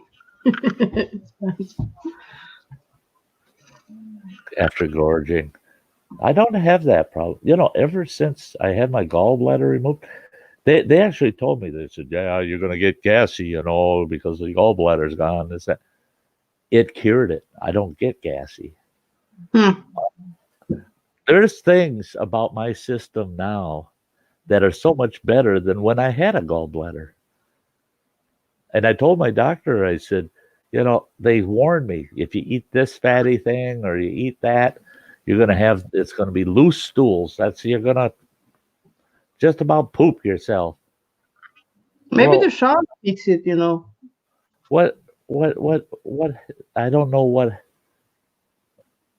Well, but I don't have that issue. I even asked the doctor, I said, are you sure they took that gallbladder out? Because I said, I don't have any of the after effects of having it removed. And she just laughed at me and she said, yeah, that last time we did an x-ray on you, she said, yeah, you got no gallbladder. She says, it's long gone. She said, what do you think they punched all those holes and made those incisions for? She said, they don't go for a walk around in your guts for nothing. Hey, good night, Kildare. Good night, killer. See you tomorrow. Yeah. Or later today from my side. Arcade had it removed too. Yeah. I was actually, when I found out they had to remove it, I didn't like the idea of having to go through the surgery, but I did like the idea of getting it removed because that's one of those things that kind of goes to hell on you eventually. Well, it's a part that I didn't need and it wasn't working right. So get rid of it. You know, to me, that's a good fix. Yeah. I sent you a message on Facebook, Sty. No, if you haven't seen it. Mike's eating your favorite cookie. I'm in the arcade. I'm eating cookies as well. Oreos. Metabolism spike. Oh my. Oh yeah. Okay. Yeah. And Yeah. yeah. In fact, folks, holy smokesies. Let's wrap her up for tonight. Well, was it like that? Do you see you tomorrow? You have your stream tomorrow? Or was it next? No, Saturday night. Yeah, this week. Yeah. Yeah, this Saturday. At Yeah, 7 it's tomorrow p.m. for me. Central Time. Tomorrow for me, you know. And then Sunday as usual. So I got two days of streams, Saturday and Sunday. But tomorrow evening, my time, 5 p.m. my time, taking in the outdoors video goes up. So I got that going up tomorrow. That last one I did not get Didn't you say it was the same like last year and the year before and the year before? It's like it was going down. Yeah, and well, I notice even the streams, they're running a little less. That's And- weird because now people are home, because of that thing, Right, and right. maybe some YouTube issues because, like, Well, if you it is. He's It is not a little bit of YouTube. Yeah. I did notice that my impressions from YouTube have dropped. Yeah. So the suggested videos are at 19%, and they're usually at about 24. So YouTube suggesting out my videos has dropped about 5%. So so that could be the reason right there. They're not suggesting it out as much. Yeah. I think YouTube is going through something now. I don't know. Oh yeah, Mike's World. Yeah. Chicago, what's happened? I might need some help navigating once I get there if I can go. Yeah, I'm not sure if it will happen now. I don't know. Yeah, I'm thinking it's not. Yeah, me too. Especially in Illinois. I tell you what, Illinois is they're shutting everything down in Illinois, and Illinois tends to be extreme on things, little like New York City, but I can see them extending this thing. I think Illinois is going to close the schools for the rest of the year now. I think because we've already had a couple of states where they said, "Yep, we're shutting down the school year." It's talking about 2 weeks or something in Michigan, I think, with Phil, and up here it's like same here. Yeah. In Wisconsin, it's about 3 weeks they shut them down. But some states are saying, no, we're shutting our schools down for the rest of the school year because school year goes out to the first week of June. So they're saying, what will the kids do then? Are they staying home and like, parents? I don't know what they're talking about. That'd be crazy. Like e-school on the internet, something like that. Somebody have to stay home with them, Well, that's the problem is these parents that are working and they don't need childcare because their kids in school. Well, all of a sudden the kid's home and it's like I can't even go to work because I got kids at home and I got no one to watch them. It's going to be tough. It'd be crazy. Yeah, if people go down. Yeah. No, I don't want to talk about it. No. Yeah. Don't even want to think about it. No. Yeah. Just leave me out of it. Yeah. I'll leave him. Bye. Yeah. I went the same route 3 times in New York City before I figured out what I was doing wrong. Then I get to where I had to go, and the place was not there. It was on the other side of the street. LOL. Yeah. Yeah. No, but Chicago. You have to wait. If they do hold the conference where they're holding it, getting there, once you get there, everything you'd ever want is real close by, and it's hard to get kind of lost there in that part of the city because it's really on the edge of the city. It's out on the edge. It's not in the bulk of the city. So it's not as bad there as if you have to go anywhere near downtown at all. There's other parts of Chicago that are a heck of a lot worse than where this is going to be. This area is, it's more neighborhoodish, and they've got a lot of like social places, like where that auditorium is at that soccer field where they're going to hold the conference and things like that around community kind of stuff more than the wild downtown kind of crap. Yeah. It was in Ridgewood, Queens, New York. Yeah. I used to haul horse feed to the Yonkers Raceway down in Yonkers. So, yeah, New York City, they can keep it. After hauling freight in there for a few years, I said, nothing I like about New York City. Nothing. There's no reason for me to go there ever again. I just avoid it. Now, I've flown into New York and flown back out, but I never left the airport. I just know I'm staying put. I'm not getting out of that city. Yeah. Yeah. Well, hey guys. Yeah, I bet it was fun to see Yankee Stadium, eh? Well, we're gonna wrap it up, guys. We're gonna wrap it up. It's been an awesome night. There's still a dozen folks hanging out. It's been wonderful. Love all you. Can't wait to see you. You know when I'm on.